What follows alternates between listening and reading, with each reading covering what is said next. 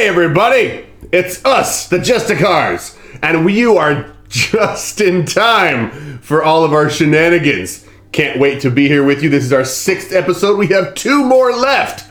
And then we have the Guardian Allies that are going to take our time slot for a couple of episodes. But in the meantime, we're going to pick up where we left off. And then I'll give it to Cliff so he could tell us where that was. But it's good to see you, one and all. Okay, Cliff, now it's your turn. Yeah, thank you for joining us, true believers. I'm happy to be back. I've been waiting for this session, just really looking forward to it because we got a really interesting event that happened last time. It left it a little bit of a cliffhanger. Ether has encountered her character's body because she's an incorporeal form that's been separated from it for quite some time, and she never really knew what happened to it. So maybe right now would be a good time to do recap. Yeah, let's do a bit of a recap.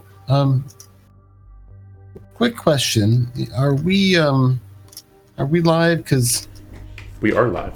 I'm looking at Twitch and. Oh, okay, never mind. I was in the video section, so I was nervous that it was just showing reruns and not actually airing. Never mind. That was on my end, so... We're syndicated. Yeah, I'm so professional. All right, so yeah, I guess why don't we... I've been told we have a new listener or viewer in the chat, so why don't we just do a bit of a whirlwind recap from the start? So why don't you start us off, Opti? With the Optimists, I think first initial misadventure that began with the interview with General Maxon that turned out to be not General Maxon. Yeah, so we were dedicating our new headquarters, and Optimist was due to give the speech to dedicate it, but then General Maxon started attacking me, and then I attacked him back and turned out to be a robot.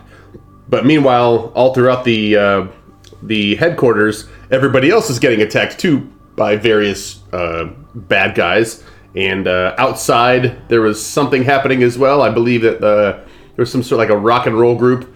An evil rock and roll group was trying to get people onto a bus, which sounds fun to say.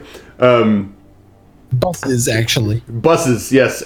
So they filled up busloads of people as... But a dome was put over the new Justicars HQ that was being christened. And essentially a new villain revealed himself to the city.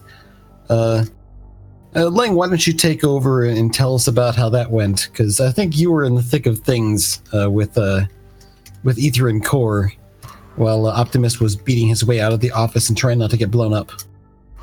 Yeah, so Ashim, being the lovable simian hero that he is, took charge, got into the thick of things, fought, if I correct, so like a T-Rex with cybernetic arms, who's currently our main, and fought some sort of a cybernetic villain, or a robotic villain, with a bunch of different mooks that he had some trouble taking care of, and that we were trapped in a dome. We eventually broke out, and we had to face greater threats outside. Yes, all while this person, Monarch, was exhorting all villains of the city to more or less audition for his new world order. And so there was all sorts of violence around the town, including like a really giant monster that you guys killed, and let's see, there were some people robbing a bank, Luna and Tidal Wave, that was thwarted by Ether and, I think Gravistar was maybe with them. And then there was the Necromancer, who took over the hospital by way of the morgue and essentially did a crowdfunding ransom campaign. He had to cut and run, not raising as much money as he wanted by the time the team went to go take him on. And yeah, since then things have been kind of busy. What have been some of the other events that you've been up to as the Justicars? Sarah, why don't you step in next? And well, we went to space and stopped a space pirate from attacking the world. So that was cool. Hold on, that's an asterisk, and it says, "See, was it Killing Time Special Issue 1 of 2?" Yep. Yeah, our crossover. Yeah. Yep. Let's see. Other than that, the necromancer got away. We found an alternate Gravistar, and then I was knocked out for an episode. So that was bone crushing. Yeah, and then Ether, why don't you tell us about some of the more recent events? I believe your team had gone looking for someone, because maybe the real General Maxon, and that was an interesting time. Yeah, we're finding the real General Maxon. We actually were. I remember we took down an alien though at the mall. Was that recent? Oh yeah, there was an alien attack on the mall. Yeah. That was. And then we ended up having to go to find the real General Maxon, and it was at a warehouse, I think. I'm trying to remember. It was like the secret underground laboratory thing. Yeah. Okay. And oh yeah. He was being held by Gravistar's lookalike. That's what, right? Yep. And he was being hooked up by stuff. We found also Astro Chimp's sister. ? And unless I'm remembering this wrong, I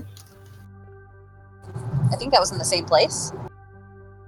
Yeah, and you rescued a number of other people, including Envy, the werewolf, and Oh yeah, crap, was the kid's name? Envy, the non-binary werewolf. That was awesome. Yep, and this younger kid that has his light projection powers, and I don't have his name on a sheet of paper in front of me at the moment. It's Bright something. Or Bright. I can't remember. Whatever, we'll move on. We don't have to fill in all the details. We should say also, by the way, that Bob, aka Gravistar, is having some power issues in his neighborhood. So until the lights come back on at his house, he won't be joining us, sadly.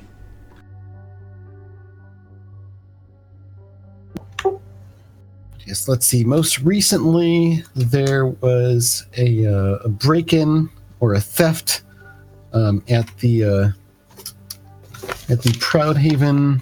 Let's see. Make sure I've got the right location here. It's the Museum of Natural History? Yes, the Museum of Natural History in Proudhaven.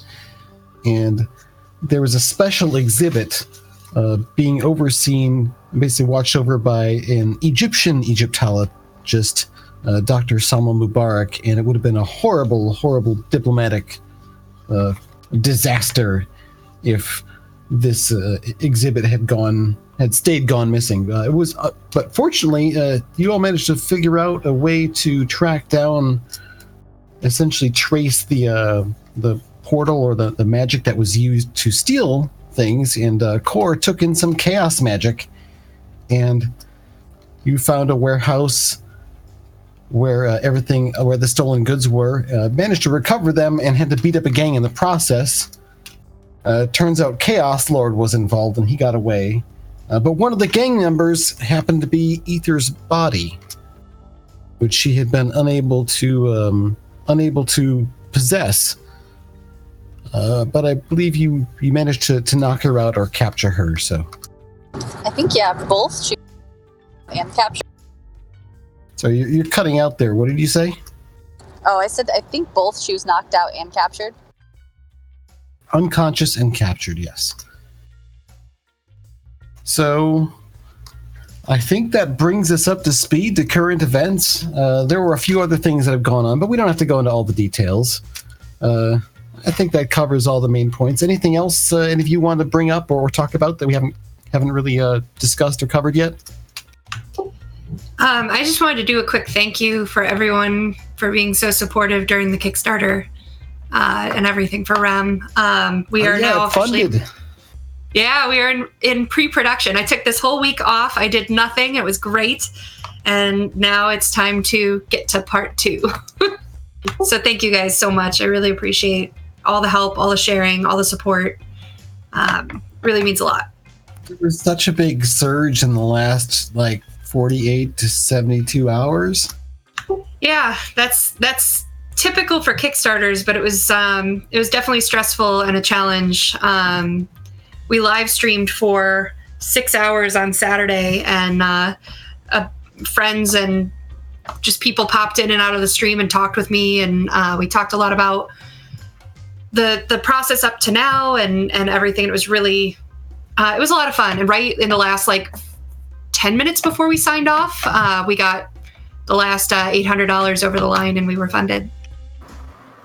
So we will be dropping the video or pieces of the video at some point, so you can see me cry publicly, because that was a promised embarrassment that I would do if we funded.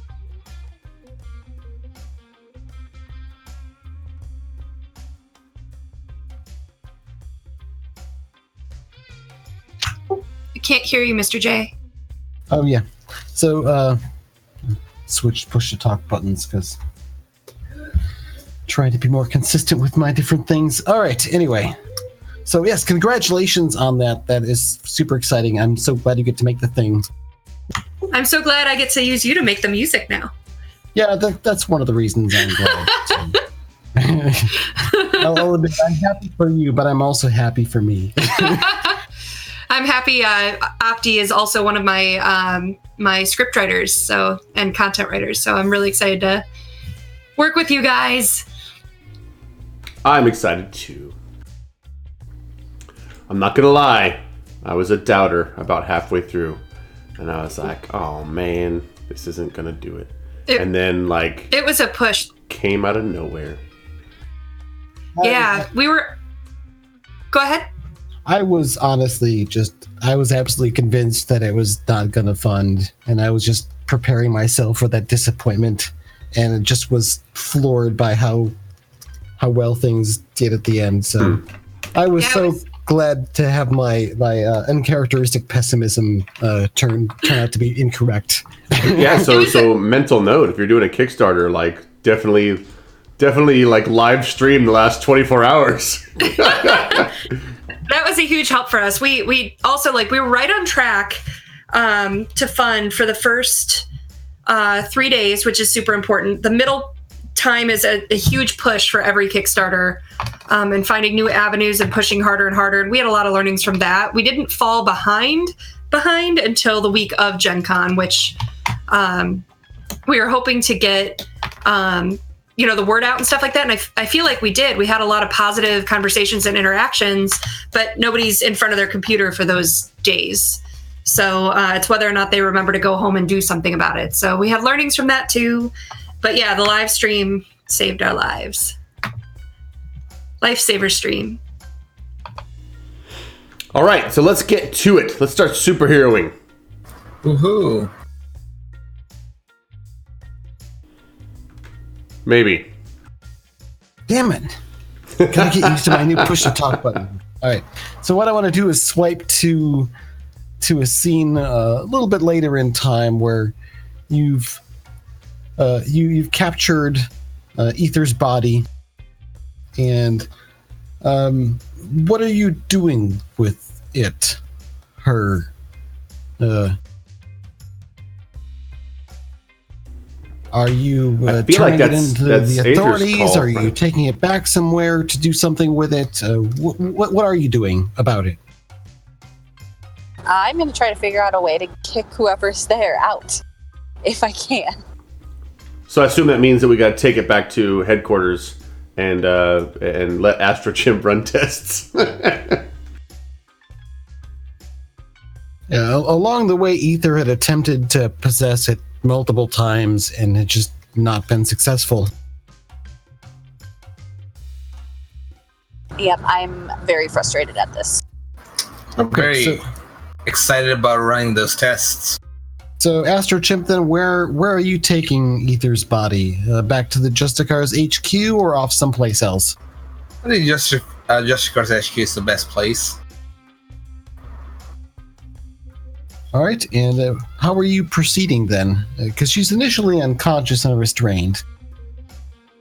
All right. right, so I'm gonna run some tests while the body's unconscious, just so I don't have to deal with whoever's occupying it, trying to, punch me in the face.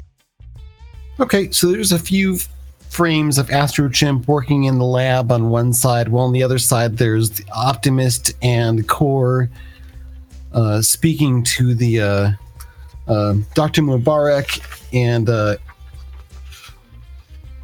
and let's see here, what's her name?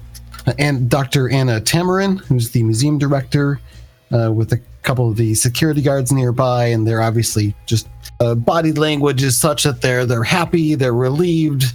There's a couple more panels of the exhibits being set up again and the things being put back in place.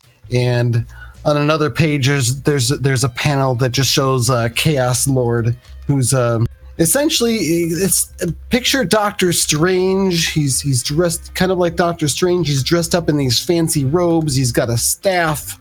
It's all carved, and there's just all these different combinations of different symbols of different religions or occult or different occult sources. And he kind of looks like a combination of if Doctor Strange shopped a lot at Hot Topic for his accessories. And he's pacing back and forth and stroking his villainous looking pointy goatee and looking upset and angry. And then we'll cut back to Astro Chimp. What sort of tests have you been running? So anything that will let me decipher whether or not this is some sort of technological mental imprint, or something like something that's outside my expertise, like magic. Okay, go ahead and I guess first of all, give me a technology roll to stand there, and then do you have any sort of medical skills? No, but I do have a 12 default on treatment, plus 12. I got 41 on technology. Okay, so you scan her and find that while she has you had found like a number of different devices on her, just sort of higher tech gadget stuff, nothing just super fancy or that would explain things. But when you're scanning her over, you don't find any nanites in her blood or unusual cybernetics or anything that might otherwise like just explain the body being controlled. So you could pretty much rule out a technological control from that regard. As far as what you can tell. Can I call on Sue? Sure. Sue comes over. Sue being, she's roughly, she's a T-Rex, right? But she's not like a full-size T-Rex. She's kind of like halfway to a humanoid form. Still pretty big and tall, but still has really, really small arms. And for that reason, she's wearing this harness that's a lot different than the combat harness you've seen her wear before that has the cannon and the big robot arms. This one it's much more svelte in white, mostly white and sort of a sterile looking chrome steel for some of the things. And there's a variety of different appendages that are much smaller but have different tools on them. And she comes walking over, and her two little arms are controlling the robot arms with joysticks that are mounted on their chest. Sue, you look positively glowing today.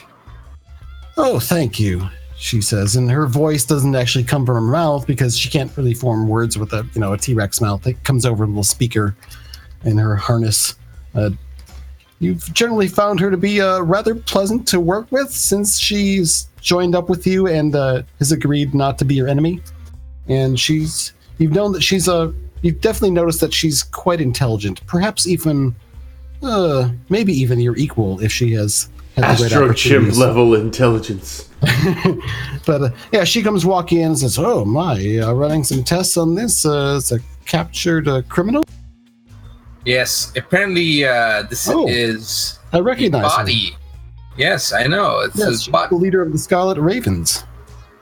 Oh. They've been working with Monarch in recent months. I don't know them well. I've just seen them around, And as I said, my involvement with Monarch's operations have been, purely on a freelance basis. But yes, I've seen her before. She's formidable. Well, from a great mind to a fellow great mind, I would say my skills are lacking in deciphering what is going on with the body. I'm led to believe that this is the body of one of our fellow Justicars. That's a strange conclusion. She's looking over at you. It's still a bit unsettling. She's kind of looking at you from this, looking at you with this, like, big teethy maw, and just this sort of sweet feminine voice is coming out of the speaker on her shoulder. But she can only look straight ahead because she doesn't have good peripheral vision. Right. So I was looking directly at you, almost as if she's staring at you intently. Like everybody looks like a mule. You at some level.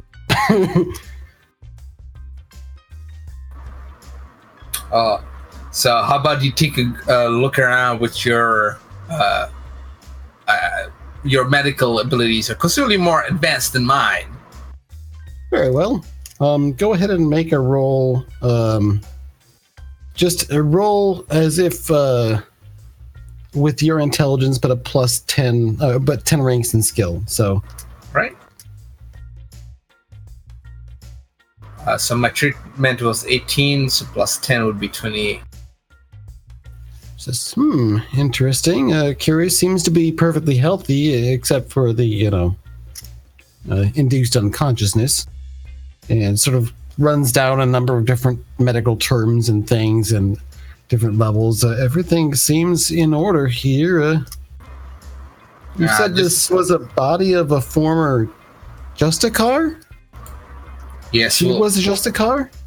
No, some spirit mumbo jumbo. It's beyond my expertise. But thank you for your help. Would you like some Nutella? Oh, no, thank you. It doesn't agree with my system. I'm a pure carnivore, you see. Yeah, so I'm more of a vegetarian myself. Yes, well, I'm sure they're tasty. My digestive system is rather specific in the opposite direction. Oh, would you like to go out for dinner sometime? And talk about science. I suppose, if you're not terribly squeamish.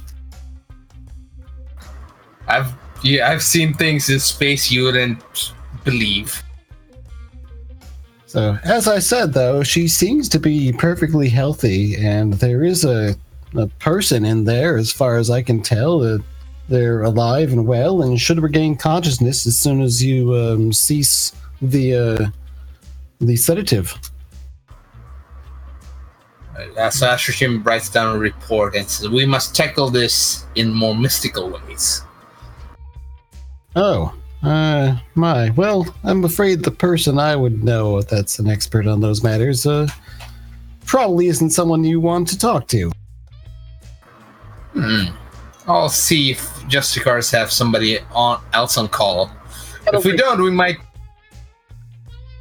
Yes, well, I doubt Chaos Lord would take my calls anymore. Well, might have to figure these things out, but I appreciate your expertise in the subject. Oh, anytime. I give her a little curtsy. You give her a what? Like a little bow, a little curtsy. Oh. Curtsy, okay. He gives you an odd look, kind of tilts her head a little bit to the side, and shrugs and goes on about her business. He's a chimpanzee, and he's curtsying to a T-Rex. My. I want to see this, just imagining this drawn on a comic book panel. Okay, so Ether, what have you been doing during this time? Have you been observing in some way, either through the cameras and sensors in the base, or hovering around in your incorporeal form? Yeah, she Yeah. Kind of pace camera. You're cutting out. Sorry. Oh, sorry. Okay, yeah. So, like, sing in front of any sort of camera like that, and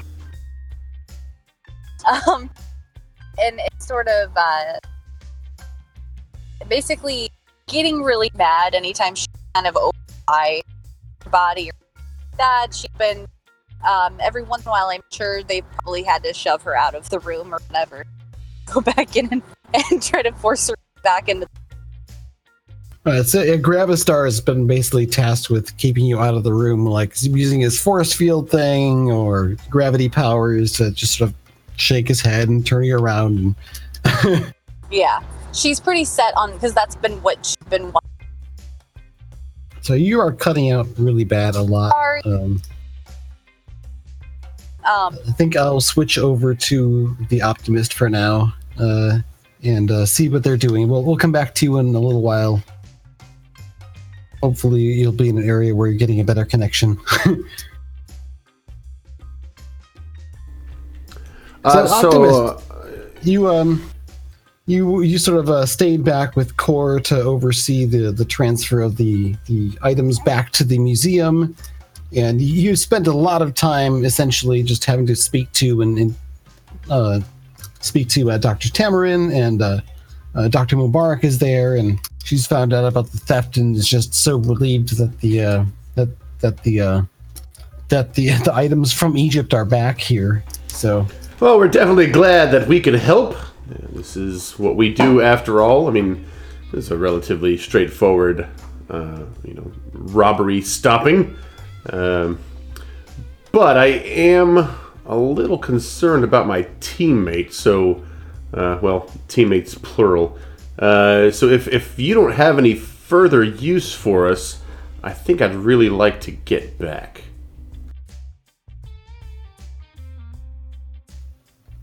And Dr. Tamarin says, yes, of course, thank you so much. And then you hear this wail toward the back. And you look over and see Dr. Mubarak is looking over this wreckage of some of the crates that's been brought in that... Plateau reminded us all that Core did a little bit of collateral damage with her chaos powers and wrecked some stuff. Oops. Is everything okay? Dr. Tamarin says, perhaps you should, let me handle this. Yeah. You should go. And you see, like, Dr. Mubarak turns and looks at you, the Optimist, and she no longer looks grateful and relieved. She's got this just angry look on her face.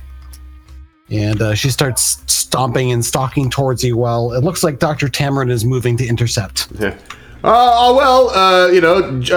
Justice goes at the speed of now. Let's go! Right behind you. Grab Core. Let's go! Yeah, sorry. By the way, that's a nice catchphrase. Justice moves at the speed of now. I feel like if we unplug that one and we take it apart, that still works on a number of levels. Okay, so am I aware that Core did that damage herself? I think everyone saw that. She wasn't terribly... I mean, she wasn't like trying to cover it up or be quiet, but it was just happened as a result of her chaotic outbursts. So, okay, so then on the way, where I guess, Core, you can fly back to the headquarters alongside me, right? Oh, yeah. So you're flying over the city together. There's a nice, top of the line panel showing the city of Proudhaven, and it's kind of a nicer looking, I guess, New England town. So like lots of trees, old looking buildings, a clock tower here. I know we've had a couple of requests to make it like a Toronto adjacent city, but I'm not sold yet. Yeah, there's one particular skyscraper that has a bunch of scaffolding still on it. They're still rebuilding it from the giant monster attack a few weeks ago. But yeah, you can sort of all see this in profile as the two are flying across the city together and talking. So, Core, are we going to talk about that sort of chaotic outburst that happened in there? Oh, Apologies. I didn't mean to. I just had so much energy to take in, and I needed to do something with it. So I tried to shunt it to the side, and I shunted it to the wrong side. Apologies. So that was what, an accident? I didn't mean to. I wanted to help, but I didn't mean to set things on fire. I've never seen you have your abilities so out of control before. Is everything okay? That was all new. Touching that portal, it just the power flowed through me, and I could do amazing things. Well, let's remind ourselves that you could already do amazing things. Not to myself, though. I needed the branch for it before. Now I think it's something in me. Now I'm super too. And that's great. Again, everyone's super in their own way. But I think we should get back and have Obo run some tests on you to make sure that whatever's inside you now isn't going to come out in more uncontrolled ways. I'm fine with that. I'd be interested in seeing what this means, what more I can do, and just promise me none of those needles that he's got. I can't promise anything, but I will tell him that needles are a last resort. All right. But thank you for being willing to undergo these tests. Not well, everyone I just want who, to help. Yeah, not everybody who gets powers is curious enough to subject themselves to other people looking at them in I suspect curious it'll ways. be just like a checkup, and make sure that I'm healthy too. That it didn't do something detrimental to my health. I mean, again, the power is nice, but at what? Yes, I think you're right. I think that's a good attitude to have. We would rather have a core who relies on a magic stick than a core who's super on the inside and can't handle it. The magic stick could be given to anyone. Yeah, but you're the best one to have it. It's like being a king or a queen. Sure, anyone could technically have that position, but only the ones who deserve it and who use it well go down in history as awesome. And right now, I think if the books were being written, you would go down as the most awesome wielder of the stick. A little tear forms at the corner of Core's eye. Sorry, go. Wind. I perceive that you have some emotion, and if you'd like to talk about that, I just want to let you know that I'm here for you. Oh, thanks, Optimist. She reaches over and pats his muscly arm as they're flying.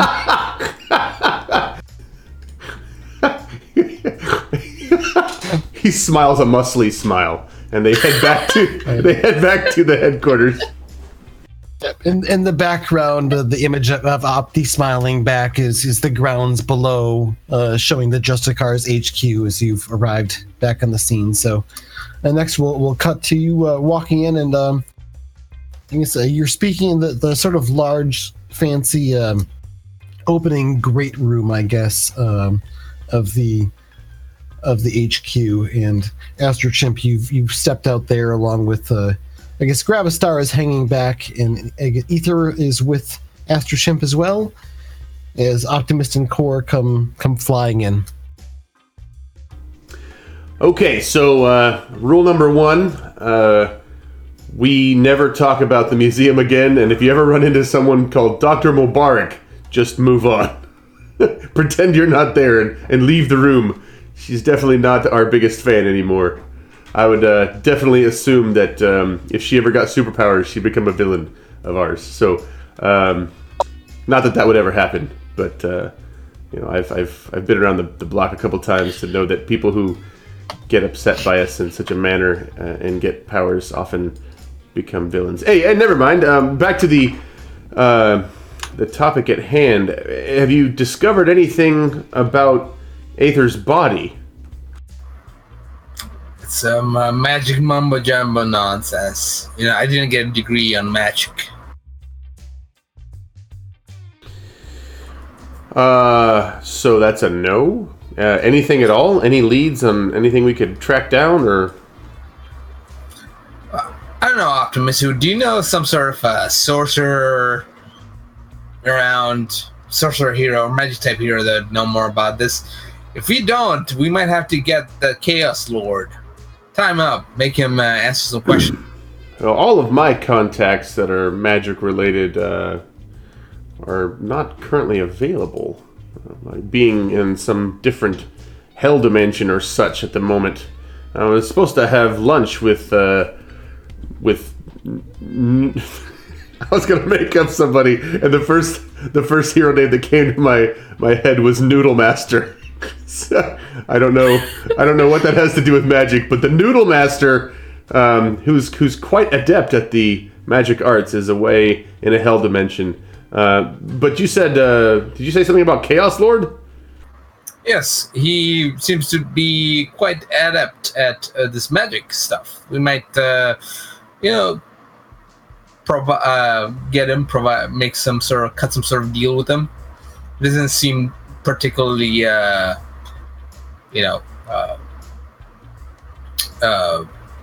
well dedicated to whoever is hiring him. Are you saying that he could be bought? All villains, they lack a conviction that we heroes do. They can all be bought. Well, all right. Let's go get Chaos Lord. Where would we even know where to start? I bet Sue might know. Didn't she work for him? Yeah, Sue's a very wise woman. I'm sure she knows a lot. Sue can basically give you a phone number. This is so great. We're just follow up calling up supervillains on the phone. Hey! Yeah, when you do follow up on the phone number, it's no longer connected, and she just sort of shrugs and says, well, I kind of figured it was probably a burner con. A burner, I should say. Burner con would be a Shadowrun term. Hey, I have an idea. It probably won't work, but I asked Sue, does she have the same cell phone as she used when she was getting messages from him?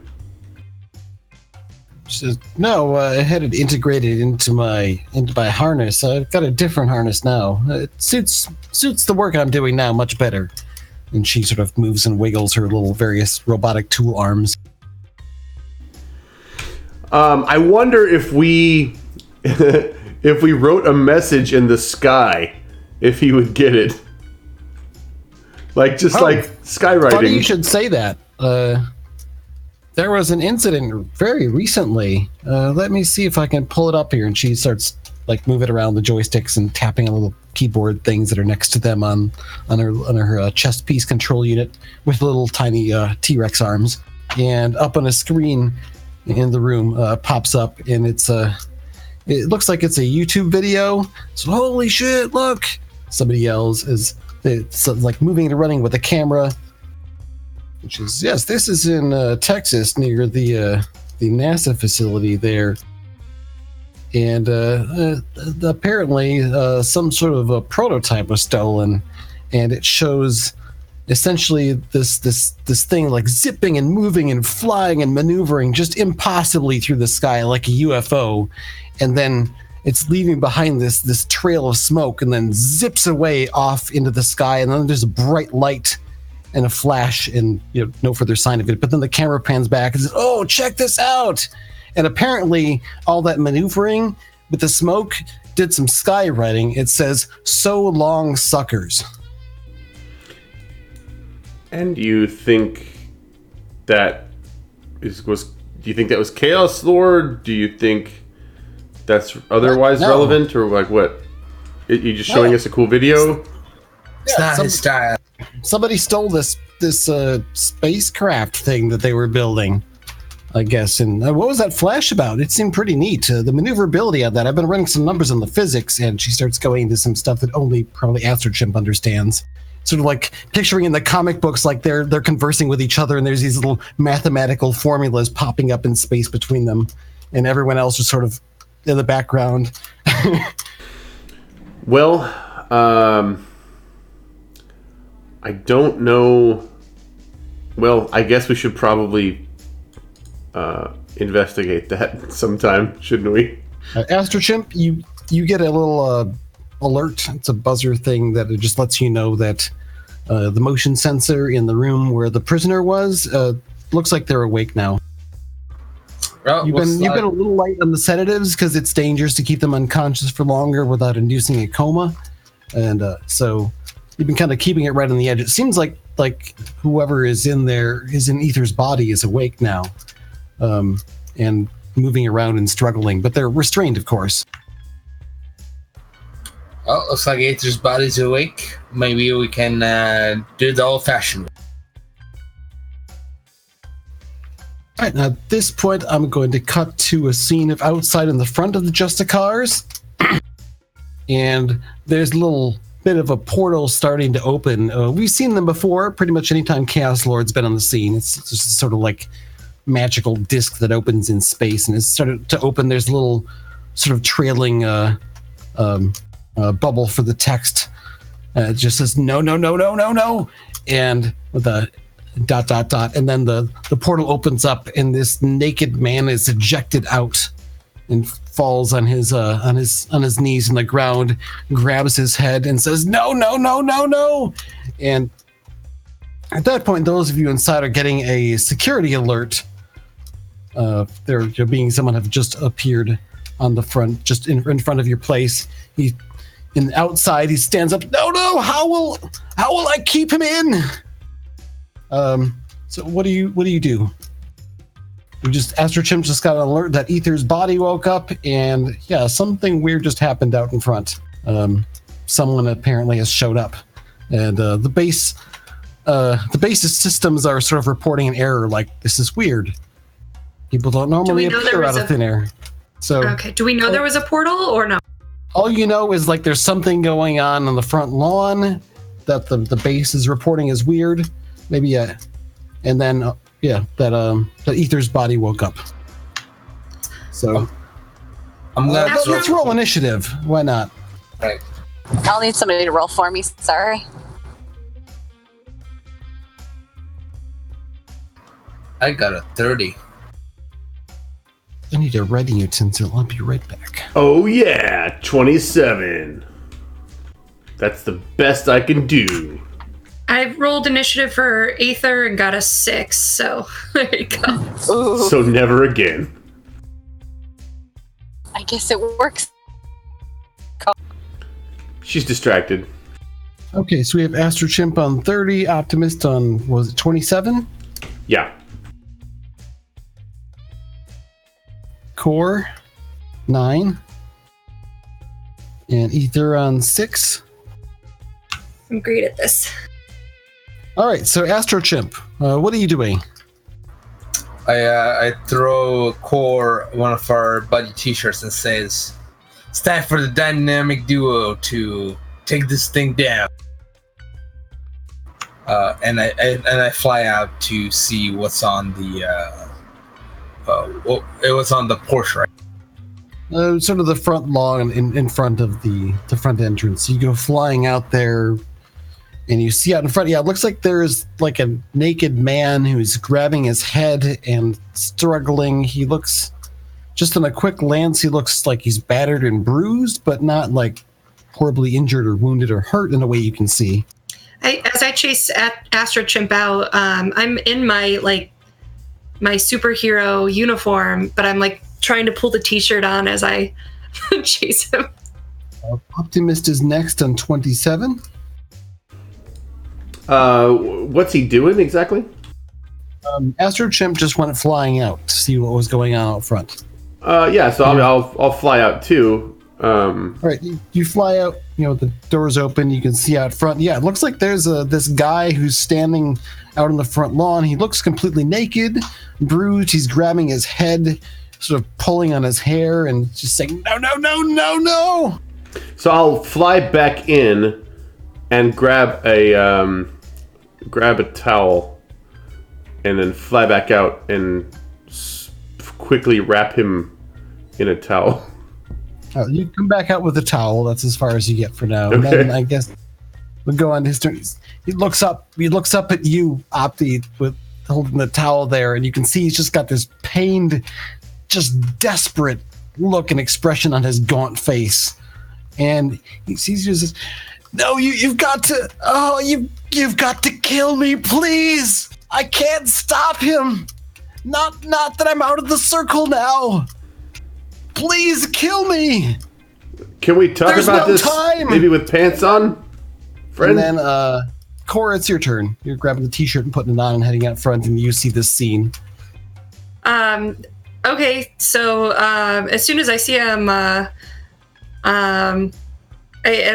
before I even register what he's shouting, I'm gonna, "Woo, naked!" and avert my eyes. But as I listen to him,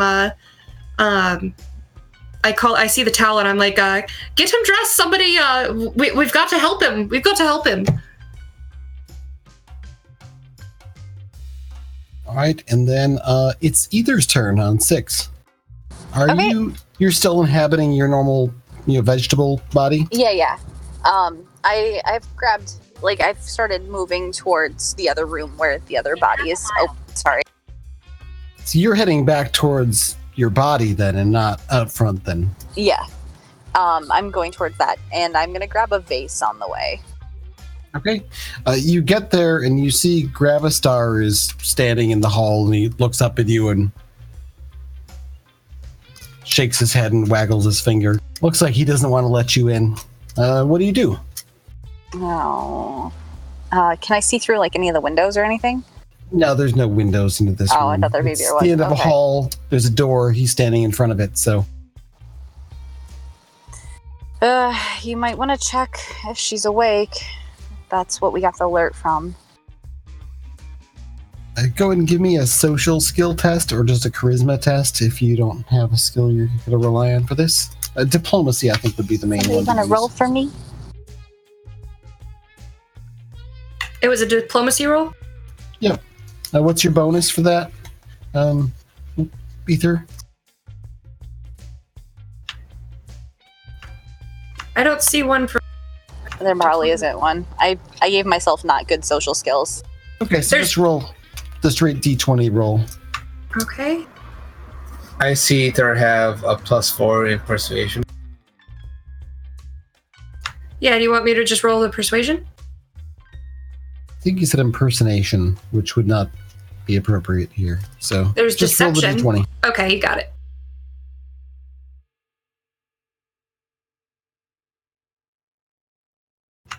I'm sorry, Whitney. It's okay. Okay, so it's 9. So he sort of eyes you suspiciously. He says, "All right, but you stay out here." And he sort of puts up a little barrier and goes inside. You can see the door open, and there's on this table there's this form that's strapped down, a very familiar looking body, and she's struggling, and she turns her head and looks. Her eyes look very much, alive and intense and angry or frightened. It's hard to tell. Maybe both. Now it's Astrochim's turn. All right, I take off my friendship T-shirt and put it, give it to the guy and tell him, "All right, you naked weirdo, what the hell are you yammering about?" He looks up and sees, no time, I can't. All right, you want me to shoot you? I can shoot you. He just sort of looks up at you with his bloodshot, desperate eyes and nods. Astro, no! I take up the my laser pistol pointed at his head, and then I sigh like, Optimus is gonna be really angry if I just put a hole in your head and put it back in. All right, buddy. We're gonna help you out. All right, we're the Justicars, the best heroes in town. Whatever you got coming, we can handle it. Oh, so that's what they've been saving me for. I'm just a weapon. And then next it's Optimist's turn. Using my incredibly high wisdom score, I think I've deduced that this guy is going to become like one of those monsters in Power Rangers. He's gonna Hulk out or something like that. And so I feel there has been a precedent. That kaiju person. Yeah. So I wonder if I can't pick this guy up really quick and like super speed us over the Atlantic, just in case something happens, and we could have a nice conversation a couple miles out to sea.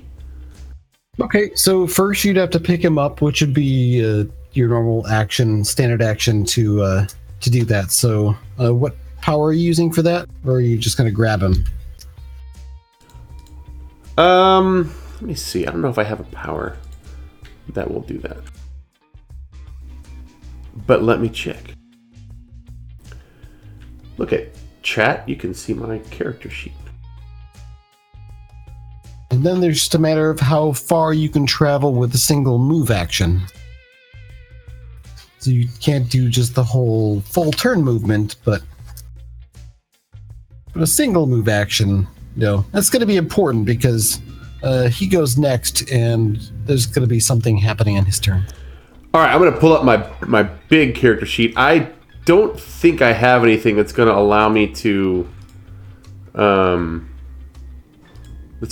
like grab him like power wise. So I might just have to just like grab him with like a strength or something, which is not going to be great. I don't think. Yeah, go ahead and give me an attack roll then using your fighting.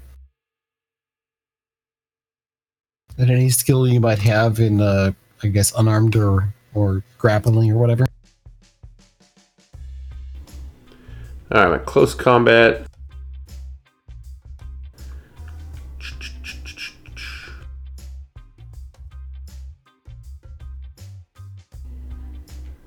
I'm just gonna make this roll.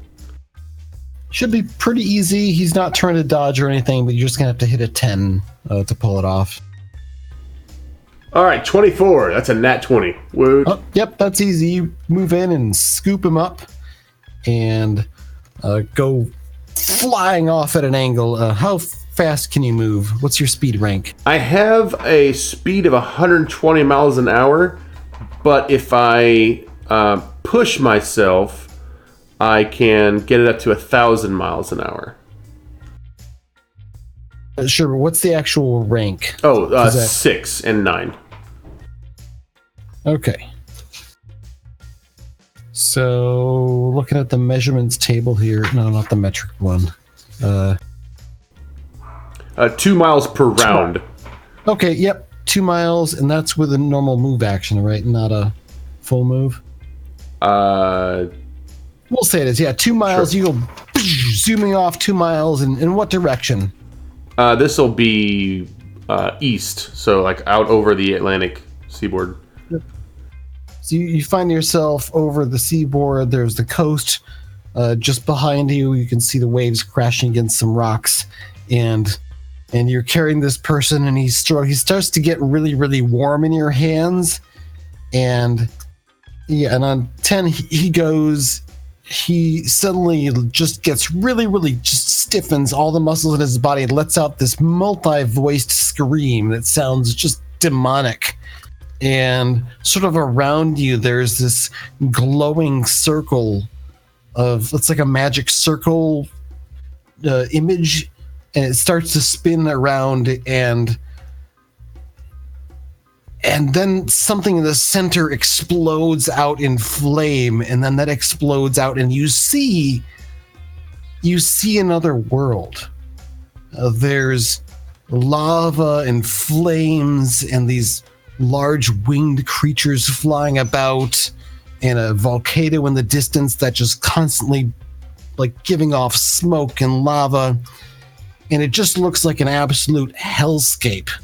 And then you see a face that looks right at your point of perspective from this thing opening up in the circle, and it looks like this big demon thing out of a comic book. It's just got like a red face and huge pointy teeth and glowing flaming eyes and horns.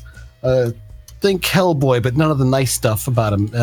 And it sort of reaches in with these clawed hands and rips the sky open a bit wider and steps through and spreads his wings. And he's got this classic demonic Balrog look to him. And he just sort of looks around and inhales deeply and says, Oh, this place is new. Thank you, little one, for bringing me through. Oh, you have done so well. And he looks over and says, Oh, and a friend. And Opti, you're looking, and you're about like maybe an eighth the size of this large demonic form. And the person that you're holding just starts screaming. Just terror, pain, madness, you can't tell. He only pauses to inhale to continue screaming. And back at the base, who's next? Core, I believe. I would have tried to go support the Optimist, so I guess I'll follow along behind.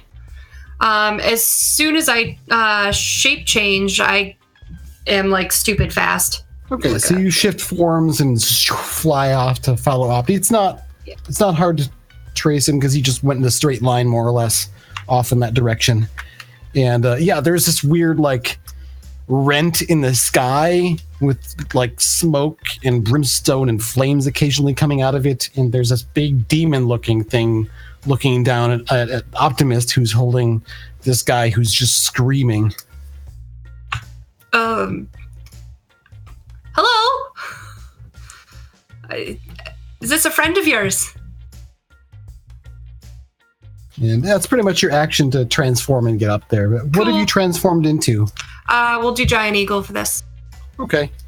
Actually, let's make it... I tend to go more mythological, so we'll go Phoenix. Okay. Next would be Ether. So, yeah, you can see the door slide. This is about to slide closed as Gravistar has gone into the room with the struggling you. Now, what do you do? I am, at the time, I will be trying to, I guess he told me to stay out, so I'll stay out and just kind of make sure I'm watching and make sure nothing bad's going on. My reply is very short right now. I'm trying to set up my computer again and everything, so. Awesome. So we'll cut back to you later then and let you get set up with that because, you're going to have a moment in a bit. We'll get to that. And then I guess we'll come back around to the next round. Optimist, you're holding this guy who's screaming, and apparently he was upset about something important because, looks like Satan just came through the sky. Okay, so I'm going to have a conversation with the Satan-looking guy. Sir, I hope that you're here for good purposes. I have no quarrel with you yet. Right. Hold on. Yeah. As you start to talk, you can feel a familiar thing rising up within you. It's the spirit of hope, and you feel this is this thing that you're opposing or facing here. You're getting a strong premonition rushing through you of this thing just attacking and tearing things apart and bringing more of its things through and just sowing an absolute apocalypse upon the land. And you become aware that this is not a thing to be reasoned with. Ah, I see. Well then, eat justice, sir! And, At least if the spirit of hope is to be trusted. So far, so good. It hasn't led me wrong yet. So I am going to shoot a light of hope directly in its face. Is it something you can do while flying and carrying a screaming dude? Do you need your hands free for that? Well, I guess So, like, the portal opened up and the demon crawled out of him, but he's not the actual dude, right? So, like, I'm holding the dude this... is still in your arms. You're holding him, and he's just screaming in terror or agony or something. Why don't we do this, then? Instead, I'll use my light of de-escalation on the screaming dude to see if I can't pacify him. Okay, you do that. We'll skip the dice rolling for this. So Okay. You infuse him with this light of de-escalation, and he passes out. All right, cool. Oh, now what am I going to do with him? He's more of the middle of the ocean. I guess I'm going to be holding this guy as I'm fighting the demon.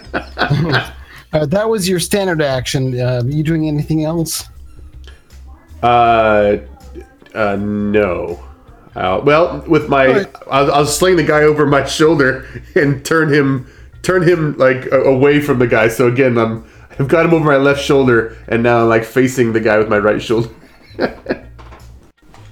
So I'll be fighting with this guy over my shoulder the whole time, because I think that makes a dramatic pose in a comic book. All right, then, Astro Chimp, what are you doing? Well, I'm gonna fly right over to where the tear in the sky is with my laser gun on, and as soon as I see the demon, I'm gonna blast it. Okay, take your shot. It's a pretty big target. All right, that's 21, and the DC to resist is 27.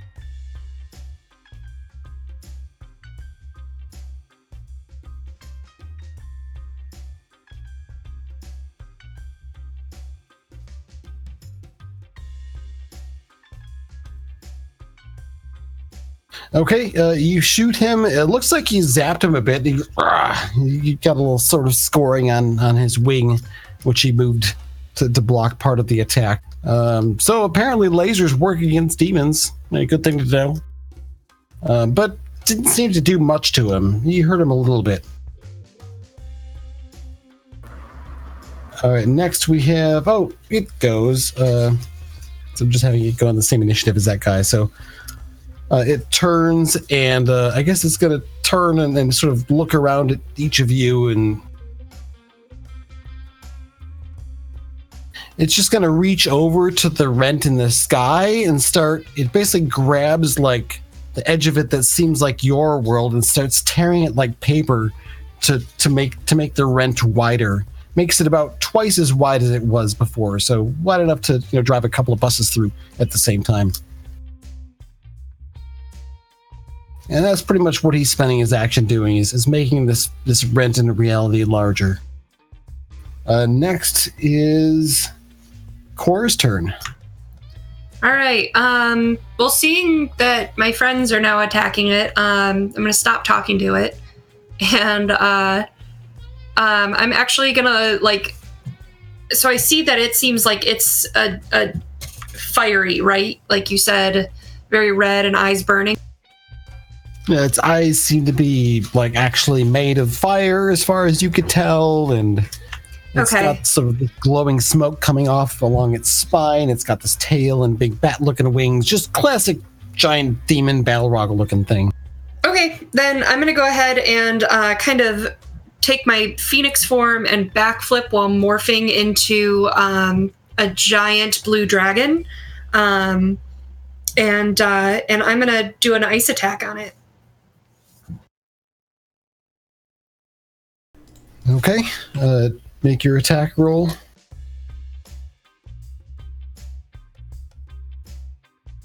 All right, that's plus 15 to hit, so that would be a 29. Okay, that hits. It's a pretty easy target to hit, it seems. Now, what's the damage? That's plus 12, so 25.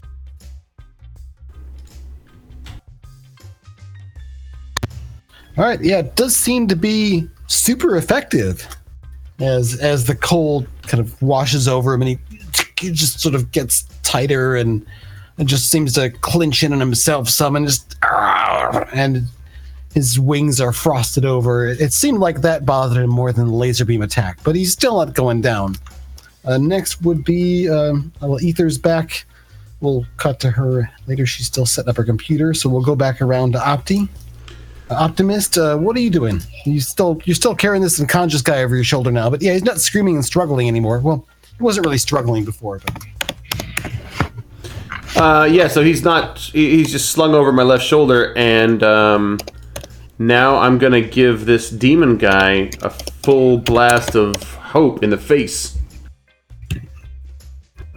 All right, you take a shot with your bright hope blast ray, and that is a 27 blue blast of hope. All right, the blast of hope hits him, and he does not just sort of like the energy hits and sort of shunts away. It doesn't seem to ground in or like hit him hard. It just seems to shrug off the effect. That's disconcerting. As in he resisted damage, but yeah. Normally that hurts people more, but he's a big demon. Well, I would have thought that the demons would be more hurt by this. I guess my hypothesis is incorrect. They'll change tactics next time. But then cold worked pretty well. I'll assume a sort of defensive posture, try to just kind of fly around and kind of keep the guy from getting hit. All right, then Astrochimp, it's your turn. All right, you horned asshole. And he takes up some guys. They're kind of brass knuckles, but they're highly teched up. And basically, it's gonna add the weekend effect to my punches on top of good old punching. So I'll fly right to this demon and punch him in the face. All right, you go flying up. There's a panel of the demon in the sky with a rent in reality right behind him, and in the distance in the rent in reality, you can see these flights of, well, it would be birds if you were talking the real world, but it looks like they're coming this way from some distance. But Astro Chimp is moving up, and the main focus of the images is his sci-fi brass-knuckled fist flying at the face of the demon thing. Go ahead and make your attack roll. Does a 14 hit? He ends up with wings spread out and make a gust of air that you feel almost knocks you back some as he moves back out of the way of your attack, which it misses. It's God damn it. And then it's this thing's turn. It turns and looks right at Core and speaks some words that initially just are incomprehensible, but that you hear their meaning in your mind. And it says, "Oh, little one with borrowed power, you have a taste of some, but true power can be yours. This world will be remade. You may be part of the remakers, or you may be destroyed with the rest." And go ahead and make a will save, as he's flooding your mind with images of death and destruction, but also you at the head of it, and being in control and in power. And it's flooding you with a strange mix of emotions. 17. Oh, okay. So you are... Oh, crap. What's the next effect down from dazed and I think immobilized, as you're just sort of struck with... You're sort of struck with these images and visions and just these strange, almost alien emotions, these senses of ambition and triumph that you're feeling as you're watching these visions of yourself just slaughtering people by the hundreds. I mean, you're not tempted by any means, but it's very overwhelming. Okay. So you can only take a standard action on your next turn, and you can't really move, but you can still do stuff. You're you're not without power. So Optimist, what were you saying? I have an interrupt that I could do. I want to see how it would affect, like in this situation. But I can give protection and impervious will to somebody as an interrupt or as a reaction. How does that work? Impervious will part. Impervious will. Like, see, impervious. Like, it gives you an impervious will 10, essentially. And impervious works the same way as impervious does for like toughness or whatever. All right, we'll say that we'll give her an additional roll to throw it off, but after the action has taken place. So, okay, Core, it's your turn. You're flooded by this. You're trying to act through it. You have one standard action and you can't move. So, what are you doing? As I my vision and my mind is just flooded with all this. I'm trying to shake it off. I'm gonna go ahead and and just shout no and shoot another ice blast at it. Okay, make your attack roll.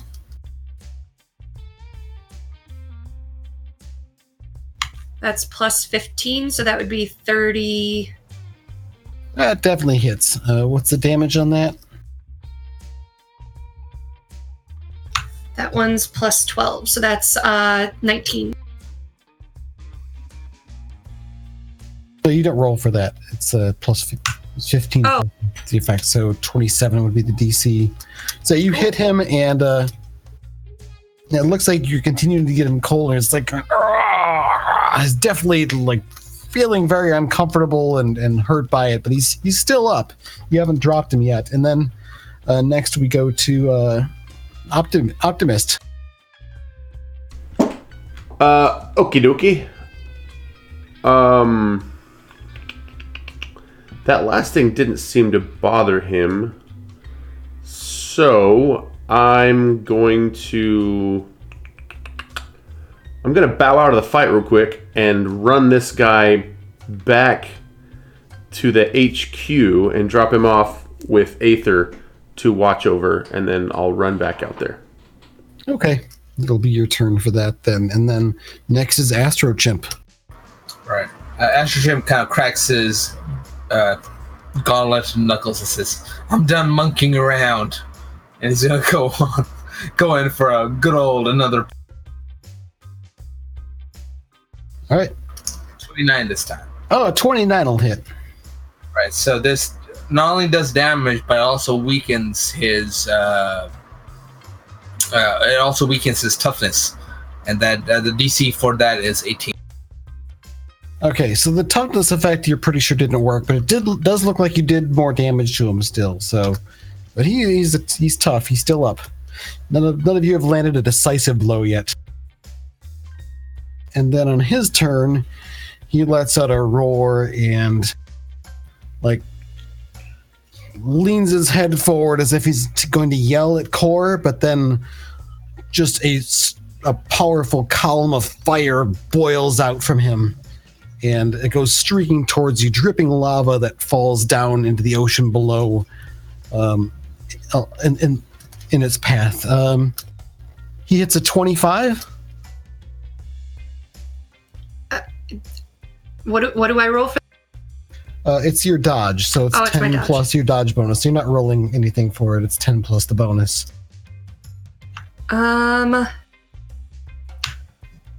10 plus my dodge, so that would be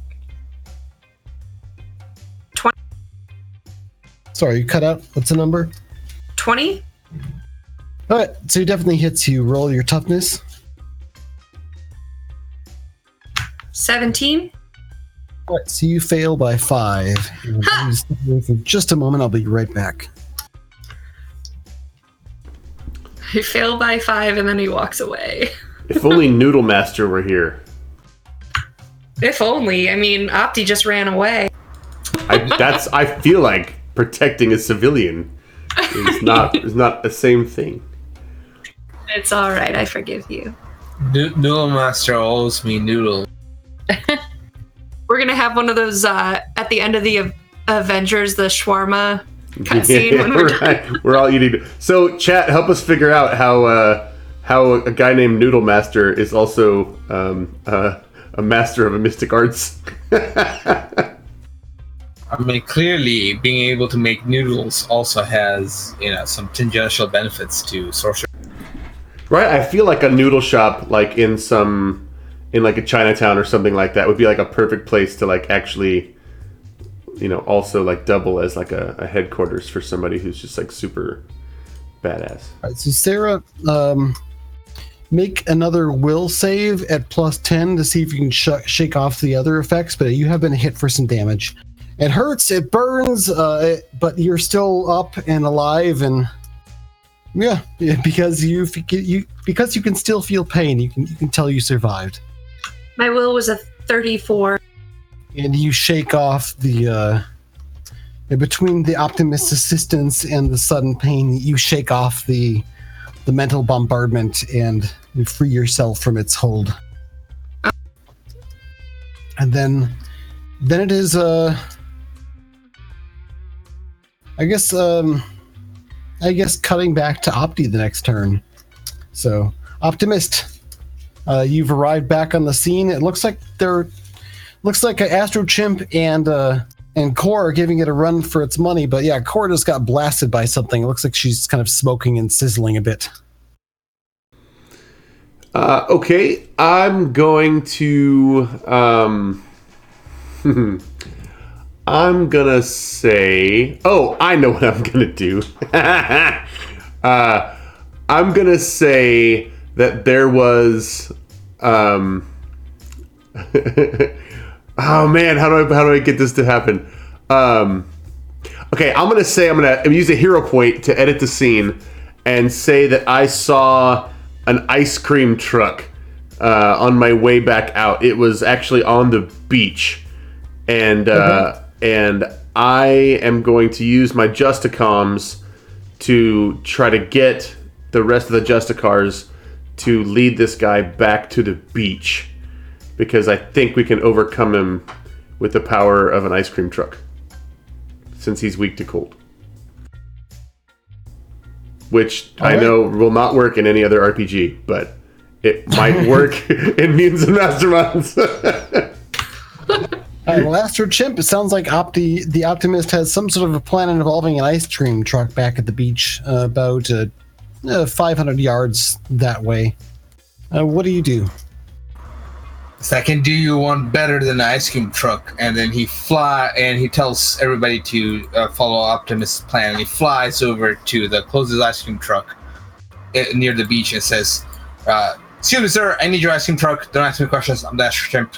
Get out." He says, "Oh, hey, cool, Astro Chimp," and he gets out. I give him like some money. And so what I'm trying to do is, did we get a hero action since last, round? A hero point?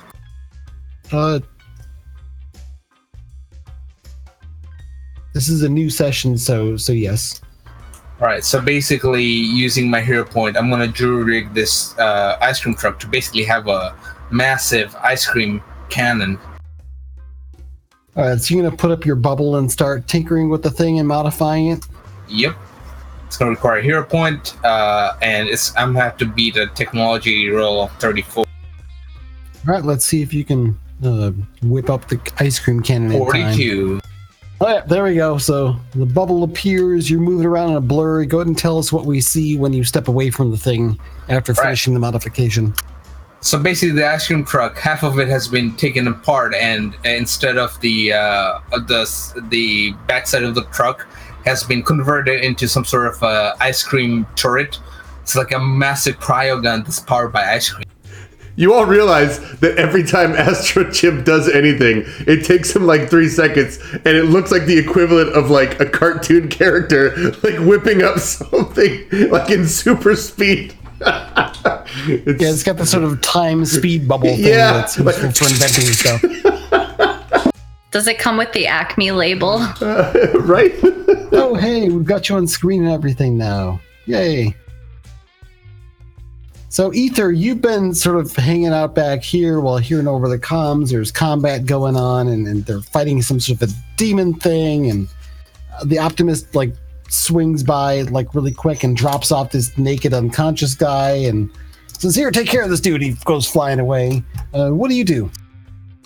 Did he just drop the naked guy off to us and then leave? Yeah. Yeah, like, you're standing in the hall outside the room where Gravistar is, I don't know, hanging out with your body, and the Optimist just flew in and dropped this guy off in front of you and zipped out. Is he still naked, or does he has a towel? Totally naked. Oh, Yep. Completely naked. Okay. The towel's fallen off by this point again. Yeah, I'm gonna look around and see if I can find any sort of clothing in the area.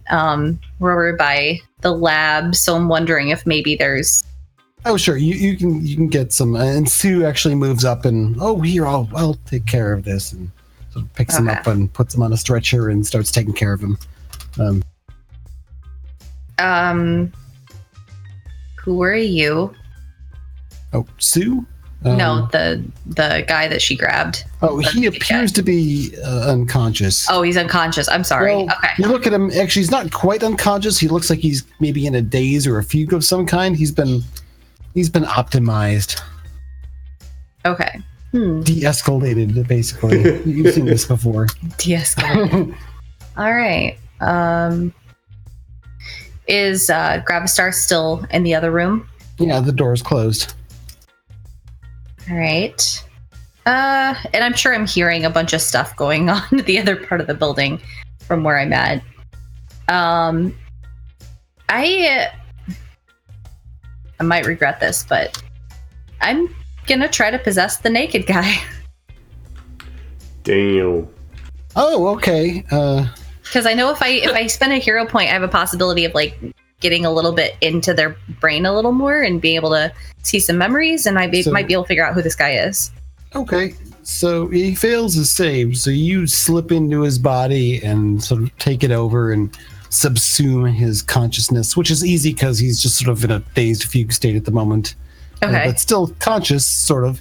And yeah, you sort of get this rush of a flashback. And in a comic book, it's easy to tell. It's just basically 2 pages of panels of showing this kid who is like into some occult stuff, and then like this book shows up that's mailed to him. He opens it up, and it's this fancy looking old spell book, and he performs this ritual with the candles, and this demon face shows up, and stuff flows into him, this smoke, whatever, and he falls back, and then a portal appears behind him, a Chaos Lord portal, and he's pulled back out through with familiar looking arms. They're wearing the sort of the soldiers wearing the body armor of Monarch, and then there's a number of panels where he's basically just being kept inside of this magic circle inside of a cell somewhere, and just rally where it's going on, and then he's basically, time passes and he's sort of pulled out and tossed out through this portal by some of these goons. That the Chaos Lord opens this portal and he's tossed out, and then the rest. That he showed up on your lawn, and the demon was able to come through, and this rift opened up. So apparently, yes, somebody sent him a book and then was ready to grab him once he did the thing, and basically held him in place until they were ready to drop him off and do something with him. So that seems... Is there any way that I'd be able to see in his memories from what I just saw, like what happened to that book? It was in his room when he performed the ritual at the time, and that was the last he saw it. Okay. It was a first edition Dungeons and Dragons No, player's handbook. Okay, so I guess that would be my turn because that's a lot of stuff. And you find yourself, you're in his body, and there's definitely something going on with him. Like, I don't know, do you have any sort of magic sense type stuff? Let me just double check. I don't think so. I can... No. Okay. Never mind then. So we'll cut back to, I think it was I have a perception, Next I guess, round, but that's not really Optimist. magic. The Optimist looks like there's this big thing here. I guess you're going to hold your action until the thing shows up, and then Core, you're sort of there as well. So it's going to... you're going to have to withstand another attack from it if you want. Never mind. It goes before you anyway, so... I guess the Optimist and Astrochimp are back on the beach, about 500 yards away. There's the demon that's up near Core, and it's going to breathe another fiery gout at her. So that's going to hit as well. So go ahead and make another toughness save, this time at -1 because you're hurt. That's you, Sarah. Sorry, I clicked on my character sheet and I'm having ID10T issues. All right, toughness, you said? Yep, because you've been hit by a fiery blast again. No dodge, right? No, I already know what your dodge is from last time, and he hit. All right, toughness is 27. All right, so with that, you do end up taking another point of damage.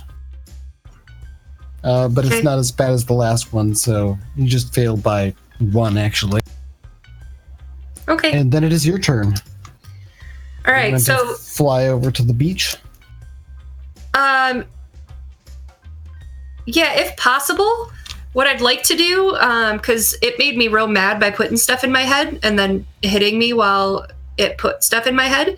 So I'd like to spend a hero point to fly behind it and blast it with ice, pushing it away from the portal that it's trying to rip open and toward the beach.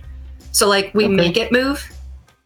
All right, so you fly around to where the other side of the portal and go to blast it. You're using a hero point to add essentially a pushback effect with it. And back behind you, we see the sky, and there's the rent in the sky, and there's those flight of bats or birds is much closer, and you can sort of make them out as these demon-looking things, like many of them flying towards the portal. And there's a whole lot more of them that are swirling up from the ground in the smoke. And it looks like a lot of those things are heading this way. And you're sort of barely aware of that in your peripheral vision as you line up your Ice Blast attack on the back of this one. Yep.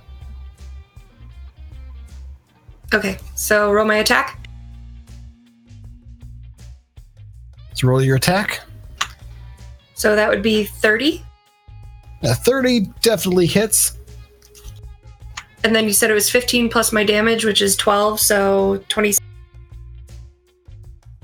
Yeah, and this, with the other cumulative stuff, finally you land a decisive blow, just blast along him.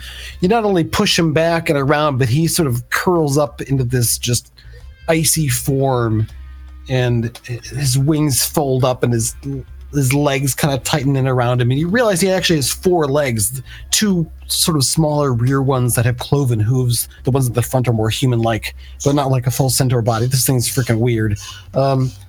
And it essentially begins to fly out and lands on the beach, but then skips and slides, and sand goes flying on either side, and then the turf slides apart, and it bounces across some bounces and rolls across some parked cars in the parking lot near the beach, slams and rolls through a chain link fence across a tennis court where there's a game going on. The ball hits it and bounces off, and one of the guys, "Hey, that's a foul!"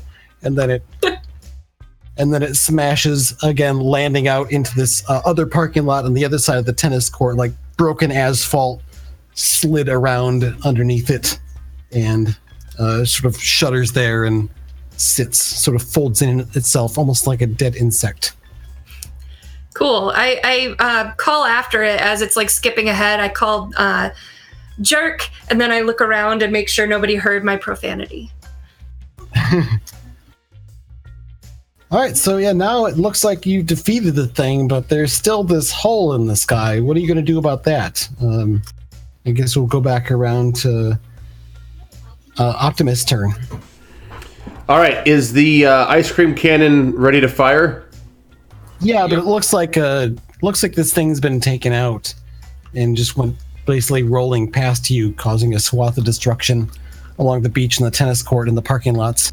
Okay, well then I will. I'll do my my extend the hope protection and see if I can't make sure the civilians aren't getting hit by anything. Okay, yeah, it doesn't look like anyone's been hit or hurt. There's definitely some property damage, but it looks like everything's all right. Okay. But then you look back over at the sky near Core and see there's still a hole in it, and seem to remember seeing like there were other demons that might have been coming this way, or whatever the heck they are. Okay. So, well then, I'm really sorry that we can't use the ice cream cannon. But I will fly out to the. I'm sorry. we just totally you like. always wait for more demons to come through. We just totally pimped this guy's ride, and then we're like, all right, never mind. So we're gonna fly out there, and It's a superhero origin story. Right? He's the ice cream man. That's actually a really cool name. Anyway, combating the summer heat with. Anyway, I'm gonna go fly. And how big is this portal? Wide enough to drive a couple of buses through at the same time.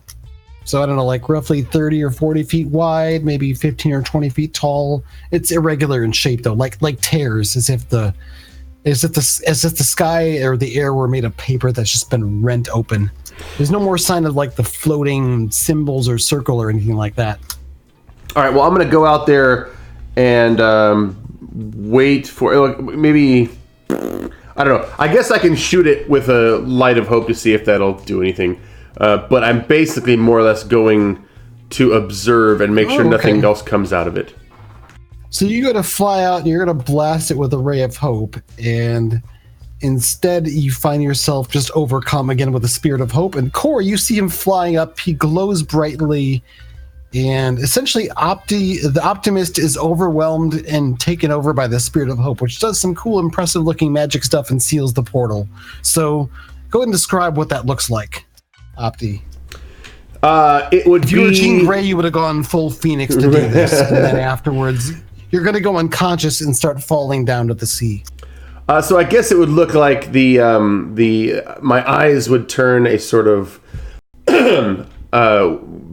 glowing, almost white type of blue, and light would start shooting out of my fingertips and my feet, and then from my chest, a light would just continue to glow like a blue, calming wave of light that would just emanate everywhere until it would kind of create like almost a nova of blue-white light. And then it would seal the portal in a very neat fashion with lots of purples because blue and the reds of the hellscape. It'd be a very impressive visual in a movie. Yeah, so you imagine like the reality's been torn open like fabric and paper, and it sort of folds back where the lines are, and there's this bright purple light that seals it.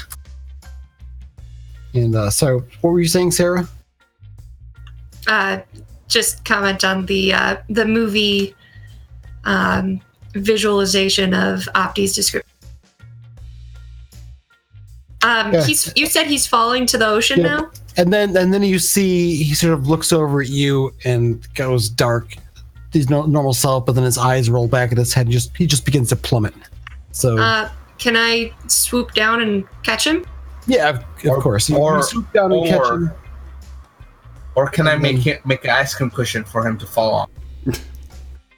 No, you're a ways off from there. So she sort of swoops down and picks him up, and we're gonna take a break. And then when we return, we're gonna cut to the next scene where we're gonna focus more on Ether's body now that we have Whitney here with us in person as well as in spirit. Well, not really any of those things actually, but over the internet like the rest of us. All right, so see everybody in 10 minutes.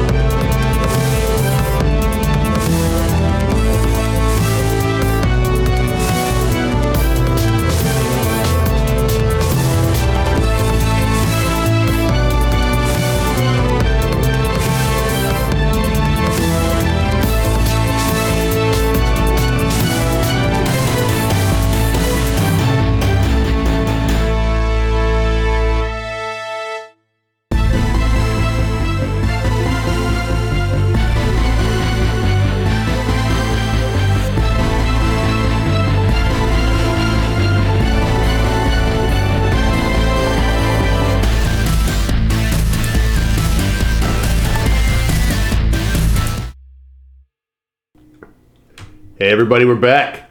We just took down Satan, or something that looked like the traditional depiction of Satan. And now we're gonna cut back to something else happening in Proudhaven. Satan light. There's a couple of scenes, sort of like just show ambulances and police cars around this crispy. Yeah, oddly enough, it was killed by ice, but it's sort of crispy blackened form of this demon body, and there's scenes of like the Optimist and maybe some other Astro Chimp posing for the cameras and that sort of thing, and the Optimist dealing with the authorities. But then we'll cut back to the base. Your body, Ether, apparently calmed down after a while and has more or less just been sort of waiting, occasionally struggling, but otherwise just, acting like a rational person who's tied up and gagged and stuff. So Gravistar approaches you and just lets you know, I know this is your body, but as far as I can tell, you're perfectly healthy, and there's someone in there that seems conscious. How would you like to proceed with this?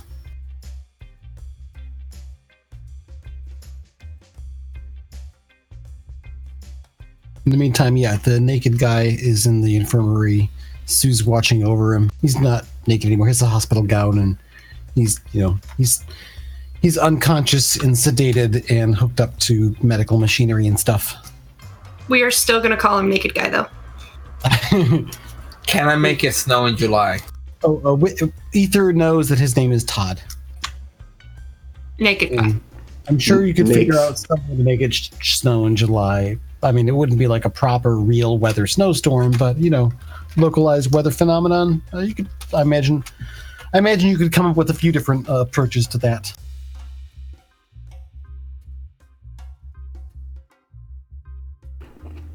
All the people on the beach are going to church this Sunday. Yeah.